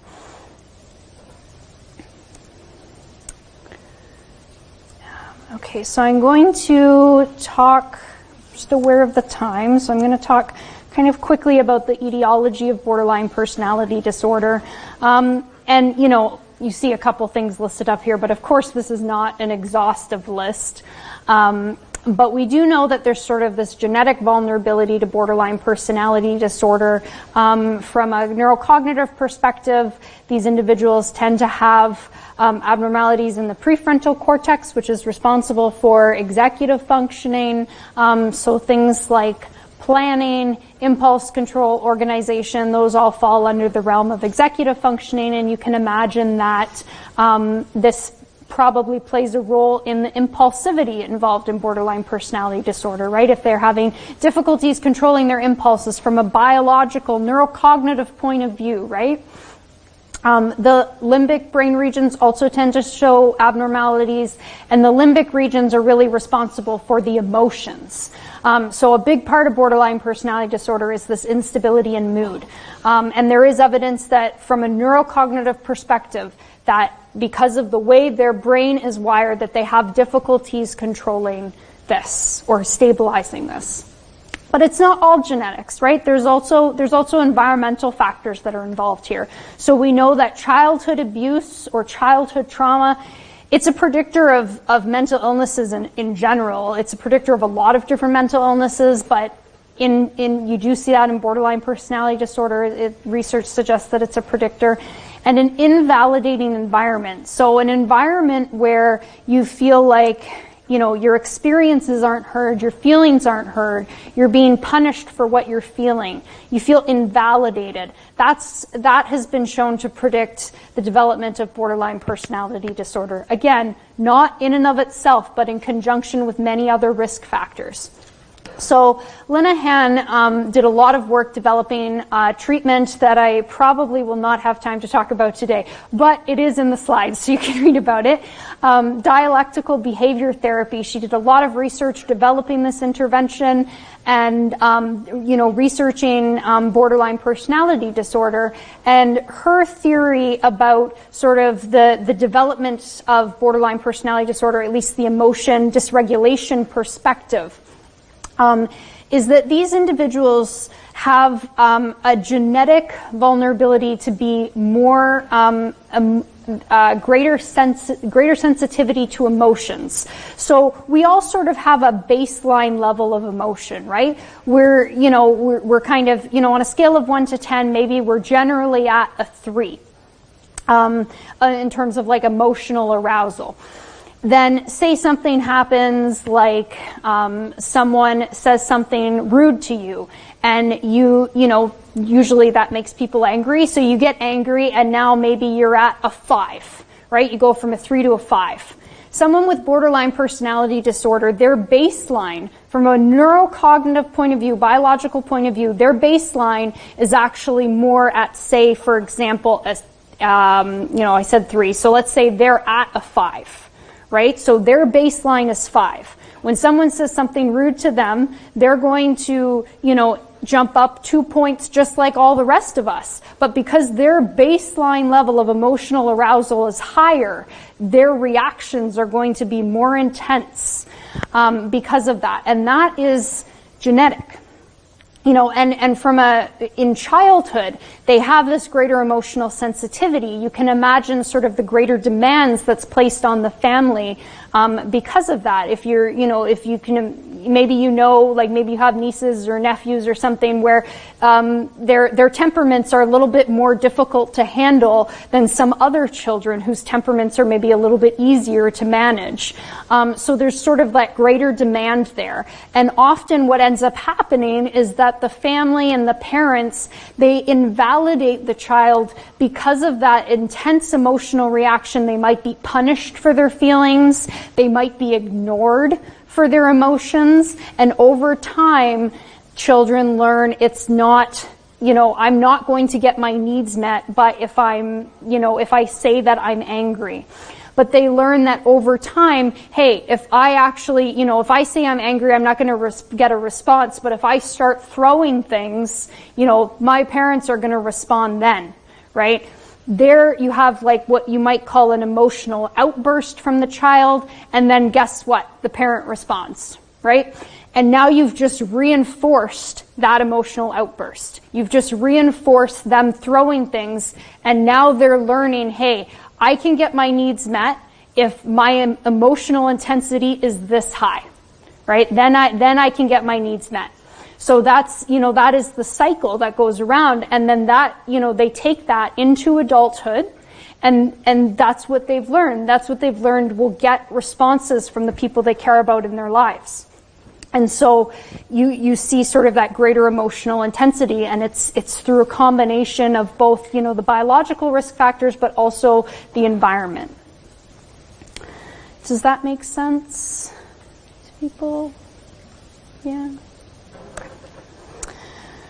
Okay, so antisocial personality disorder. These individuals, so it's generally characterized by a disregard for the rights of others, the safety of others, the violation of the rights of others. Often these individuals will, be involved in criminal activity. Will sometimes have a criminal record, not always, but certainly the prevalence of antisocial personality disorder is much higher in correctional settings than in the general population. Often there's sort of this disregard for the safety of others, so they might engage in, say, like driving while they're high or driving while they're drunk, right? They're putting not only themselves at risk, but putting other people at risk as well. These individuals, I will use the word manipulation here only because it's part of the criteria, but I really do hate that word. You know, these individuals tend to be deceitful. They will lie, and usually it's out of, you know, so that they can get what they want, right? If they want something, then they'll engage in some sort of manipulative behavior or lie in order to get that. But I still stand by what I said, that even in antisocial personality disorder, while it's good to be aware of, you know, this person is engaging in manipulative behavior, and here you have to have evidence that it's manipulative behavior for the diagnosis, it's still much more helpful to try to understand the meaning behind the actions than it is to just label it as manipulative from a treatment point of view. These individuals often have difficulty with anger. They tend to engage in aggressive behavior as a result of that anger. They also, they might lack remorse. So you only require 3 criteria here. So again, you know, it's very possible that you have someone with antisocial personality disorder who does show remorse for their actions, and maybe they have a different reason behind doing what they're doing. But they lack remorse. They might lack remorse in their actions. They kind of lack that empathy. Yeah, I'm going to show a few minutes of the video, just because it's a pretty long video, and I only want you to pay attention to the patient. The rest of the video is terrible, but it's really hard to find an accurate depiction of therapy. 3:10. 10 minutes late already. Great. You're right, Doc. Hi, how are you? Good. So, I have to check in with you from time to time, right? And then I don't have to go anymore? No, Randy. That's actually not how this works. The expectation in therapy for both myself and your probation officer is that you attend and participate in individual weekly sessions, once a week at 3 p.m. Look, I don't have to come in. If I don't come in, you still get paid. I've done this before. I'll give you a call from time to time. You have a free hour. Therapy involves more than checking in, Randy. It's actually about you and I establishing goals and working together during a therapeutic hour to help you achieve those goals. Blah, blah, blah. Look, dude, I've done it before, and I know I don't have to come in. In fact, forcing me to come in is actually a violation of my constitutional rights. So it's illegal. You can't make me come in. You're right, Randy. I can't make you come in. And unfortunately, I'm not an expert on constitutional rights. My role is to help you achieve your goals so that you can get your needs met a little easier. But if you're not motivated to do that and don't want to come to your scheduled sessions, I'm required by law to call your probation officer, who will then likely send you to prison, which is something that I'm pretty sure you want to avoid. This is bullshit. The system is corrupt. The system is always trying to find a way to screw over guys like me. And you know what? You're just another puppet working for the system. Well, if you give me the opportunity, I'd actually like... That is not how therapy works, and that is not what therapists say and do. However, it's quite difficult actually to find sort of an accurate depiction of antisocial personality disorder in a therapeutic context, because if you look at the criteria, a lot of these are like behaviors, things that you could even sort of look at in like a person's file if it's extensive enough, right? There's not a lot of sort of like the thoughts and emotions and those types of things. So it's difficult to find a video that sort of accurately depicts that, and I think that video actually did a pretty good job of what someone with antisocial personality disorder kind of the way they kind of behave and how they are in a therapeutic session. But don't pay attention to the rest of the video. And oh yes, so one more thing about the diagnostic criteria for antisocial PD. So there's one additional requirement here, aside from, you know, having at least 3 of these criteria. There has to be evidence of a conduct disorder before the age of 15. So this includes things like running away from home, theft, lying, destruction of property, aggression towards people or animals. There's a lot of, conduct disorder has its own diagnostic criteria, which, you don't need to know for the purpose of the exam. But you do need to know that there has to be evidence of conduct disorder prior to the age of 15. And that's again sort of speaking to the idea that this is really sort of a long-term pattern of behavior, a long-term pattern of personality pattern, that you're seeing evidence of this back in, potentially in childhood, but definitely at least in adolescence. Okay, so psychopathy, I like to discuss this because sometimes people think that this is a personality disorder, and it's actually not a personality disorder according to the DSM-5. So it's not in the DSM-5 as a personality disorder, but in forensic settings it's often diagnosed, and we use a measure called the psychopathy checklist revised to diagnose that. And you'll see here, I won't go over all of this in detail, but you see on the slides that there are a lot of different traits that can make up psychopathy. And one of the things that is highlighted here is, the bolded traits. Hopefully you can kind of see that from the slides, but some of these are bolded, like manipulation, lying, lack of remorse. The things that are bolded are the things that are common to antisocial, like the criteria for antisocial personality disorder. So you can see some overlap between psychopathy and ASPD, but not everybody who has ASPD has psychopathy. Most people who have psychopathy have ASPD. And the reason for that is because the diagnostic criteria for ASPD is actually, pretty small, like 3 criteria plus conduct disorder and impairment, right? So there's not a lot to that diagnosis. Whereas in psychopathy, you're really you're seeing the same things in antisocial personality disorder, but there's a greater emphasis on the thoughts and the feelings rather than just the behavior. So you can see that on the slide there, the interpersonal and affective component. These individuals might be quite charming to talk to. They often kind of convey a sort of superficial charm. It might be quite enjoyable to speak with them. You typically see, some sense of like grandiosity involved here. They might talk as though they know a lot about things. They might talk sort of like they have a lot of expertise in one area or multiple areas, like psychology or the law. But if you spend a little bit of time with them, you realize that the degree of knowledge that they have, there's not a lot of substance to that. You also see kind of like the shallow affect, not a lot of substance to their emotions. You might see callousness, lack of empathy, lack of remorse.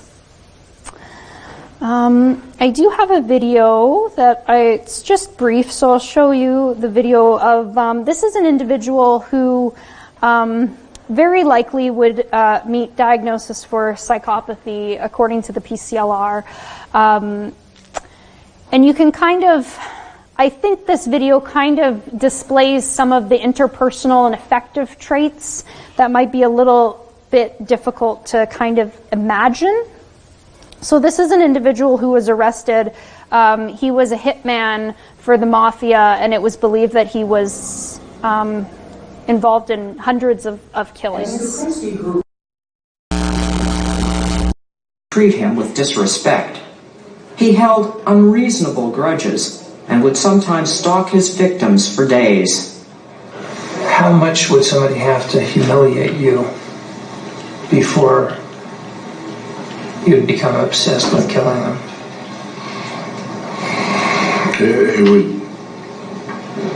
It would be the degree he humiliated me. If it were not much, and it would be the time. It would be how my attitude was. If I was jumpy or edgy, it wouldn't take much. If I was passive, then he might get away with it. But no one really knew.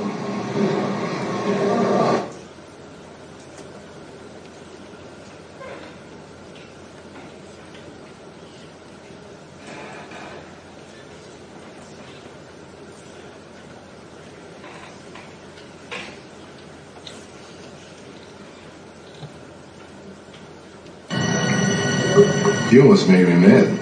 I know. What made you mad about that? I don't know, but you almost did. Can you figure out what it is? No. Try to look at it. Look at what made you mad there. I don't know. I think it must have been something you said. Yeah. Obviously, but I don't know what it was. Could it be that I was challenging you and it sounded judgmental? Could be.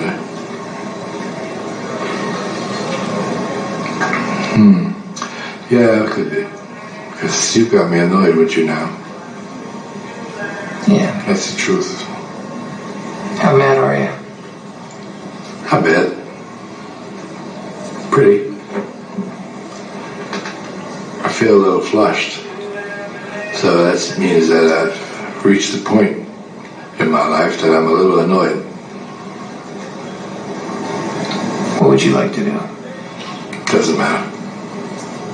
I don't think it's gotten to the point that I'm actually going to do anything stupid. Just curious to myself why it happened. I don't know why it happened.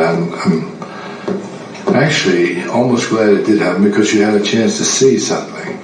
But I don't know why it happened. Did you feel I was criticizing you? Yes. Is that what did it? I think so. I think that's the part that did it. Who used to criticize you the most? Of course, my father. Yeah. So hopefully that kind of sense of some of the interpersonal kind of affective characteristics involved in psychopathy. I would like to point out that not everybody who has murdered someone is a psychopath. There's characteristics and traits of psychopathy. You can see that in individuals who, might have no criminal record at all.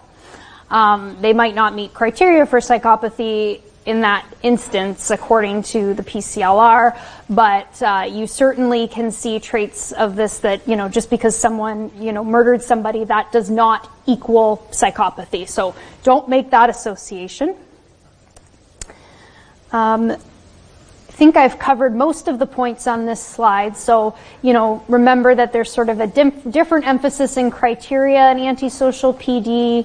The diagnostic threshold is a lot higher in psychopathy, so you need 30 out of 40 points on the PCLR in order to diagnose someone with psychopathy compared to the DSM-5 criteria for antisocial PD.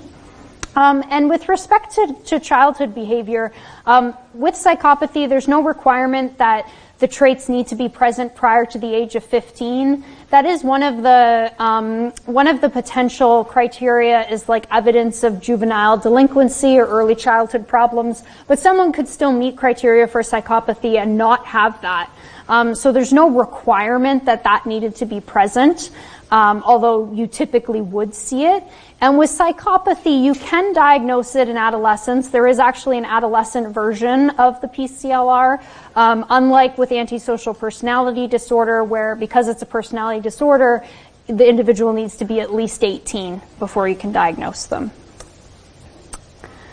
I don't want to run out of time to cover cluster C, so I'm just going to power through this part. So, again, there's sort of the genetic vulnerability here, executive functioning impairments, also likely linked to sort of the impulsivity aspect, amygdala dysfunction, again, related to the emotional component of it, the intensity of the anger, the difficulty controlling the anger. There's a lot of environmental factors that have been shown to predict antisocial personality disorder. This is not an exhaustive list at all. But again, childhood abuse.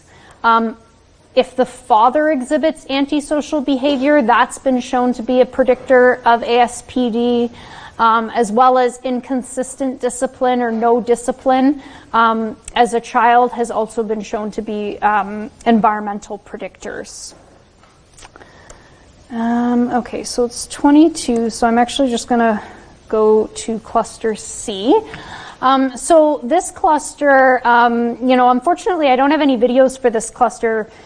I have searched YouTube for videos, and I cannot find any that really kind of accurately depict these personality disorders without doing it disjustice. So these personality disorders are generally characterized by like a fear of criticism in some way, right? So for dependent personality disorder, there's this excessive need to be taken care of by others, and because they need to be taken care of by others, they tend to engage in sort of submissive behavior, and sort of what could be called clingy behavior, like they might be observed as clingy, because they really want to make sure that they hold on to that person that's taking care of them. Now, this is one of the personality disorders that is very culturally laden. And what I was talking about earlier, that, you know, traits in one culture might be a personality disorder and traits in another culture might not be. In some cultures, you know, this sense of dependency is not abnormal at all, and it's part of their culture. So you really want to be careful when you're kind of diagnosing or classifying these traits. But these individuals, they often seek reassurance from others for decisions, so they have a lot of difficulty kind of just making like everyday decisions about their life. You know, what restaurant to go to for dinner, what movie to see, things that are sort of just your day-to-day life responsibilities. Someone with dependent personality disorder is going to have a very difficult time making those kinds of decisions on their own, and they're going to defer, or will likely defer, to their partner or, you know, the other people in their life that they're relying on for that support. They have a lot of fears of being left alone and having to take care of themselves, and these fears is often what drives sort of this the clingy types of behaviors and the submissive behaviors. They'd rather sort of let their partner or their parent or what have you make the decision for them than perhaps, you know, suggest something that the other person might not like. Like, maybe I want to have pizza for dinner, but my partner might want to have Chinese. And if I say that I want pizza, that, you know, that might actually result in a disagreement or an argument. And, you know, I don't want to go down that route because that could really affect our relationship. You know, he might leave me if he thinks that you know, that we don't have things in common anymore. You can see how this can, you know, really increase and spiral in terms of their fears. And so they'd really rather much more be more submissive and allow other people to make those decisions for them. And they feel very uncomfortable when they're alone, related to fears about having to take care of themselves.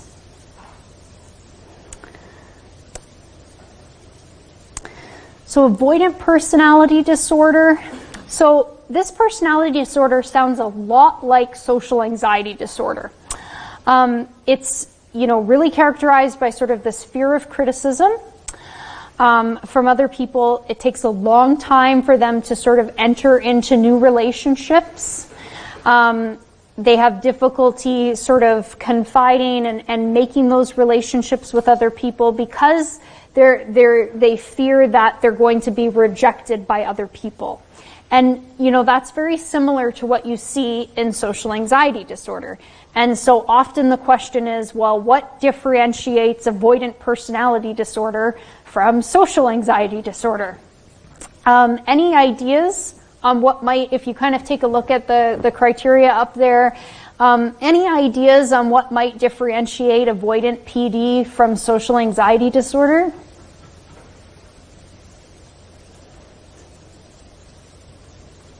And I'll venture to say that there isn't really a right answer here.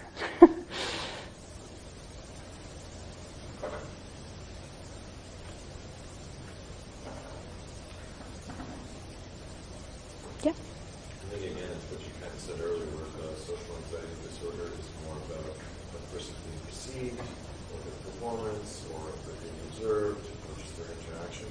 It's just one seems to imagine kind of goes through all streams of life and all relationships. Mm-hmm. Yeah, so it's a little bit more pervasive, right? Like the fear of criticism is a bit more pervasive, perhaps, than what you would see in social anxiety disorder. You would see it across multiple different areas of life. That being said, with social anxiety disorder, depending on the severity of it, you might see it across all domains of life. So someone with avoidant personality disorder might have a difficult time even speaking with family or interacting with family. You probably wouldn't see that as much in social anxiety disorder because family is familiar to them, they've been around them for a long time, they're comfortable. But that's not always the case. If it's a really severe case of social anxiety disorder, you might see it in a family context. But certainly with avoidant PD, it's a little bit more extensive, a little bit more, no, not severe, a little bit more extensive.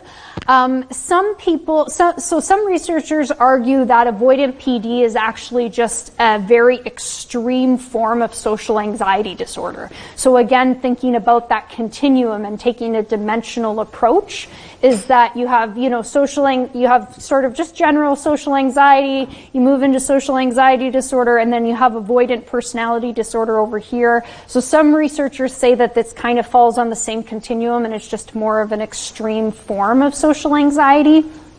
But certainly with avoidant PD, it's going to be a little bit more extensive.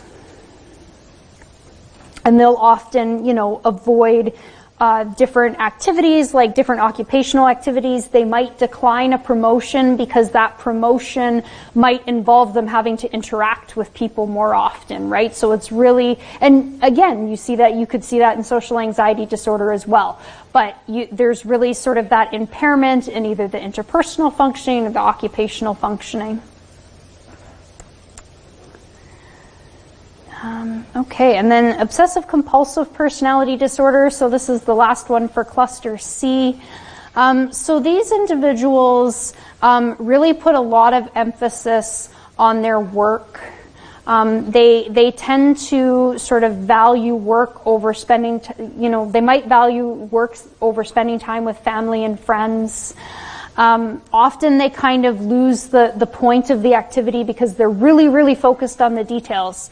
And sort of, they can't see the forest for the trees, so they're really focused on the details and they kind of miss the big picture sometimes. They're very task-oriented. Often these individuals might be described as perfectionistic, but they're perfectionists to the point that the point of the activity is lost. So there's perfectionism, and then there's also, that it's so extreme that they can't meet their task deadlines, or they can't get the project finished because they're so focused on it being perfect.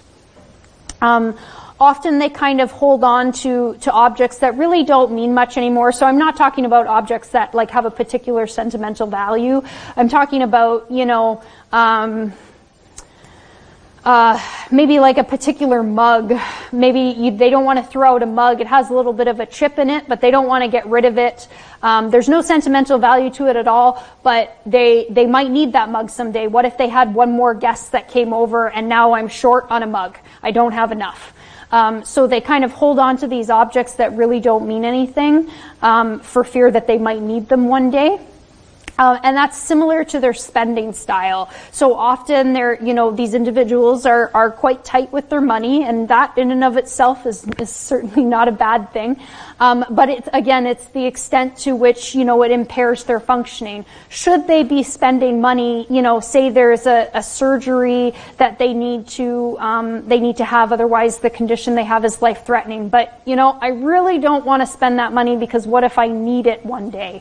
What if I need it in case of an emergency? Well, you could argue that this is an emergency, but they might not see it that way.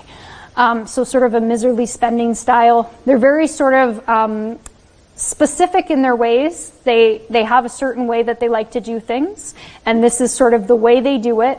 And they don't tend to take kindly to people who want to do things in a different way or to do it differently. And again, how does this impact their relationships? How does this impact their work? So someone who, has a certain way of doing something and their employer says, well, actually now we are moving to an electronic record keeping system. We don't need to keep track of things on paper anymore. And if that person says, well, yeah, too bad, I want to keep track of it on paper, that's not going to go very well with the boss, right? So it's potentially going to impact sort of how they work, their relationships. Let's see, did I miss anything there?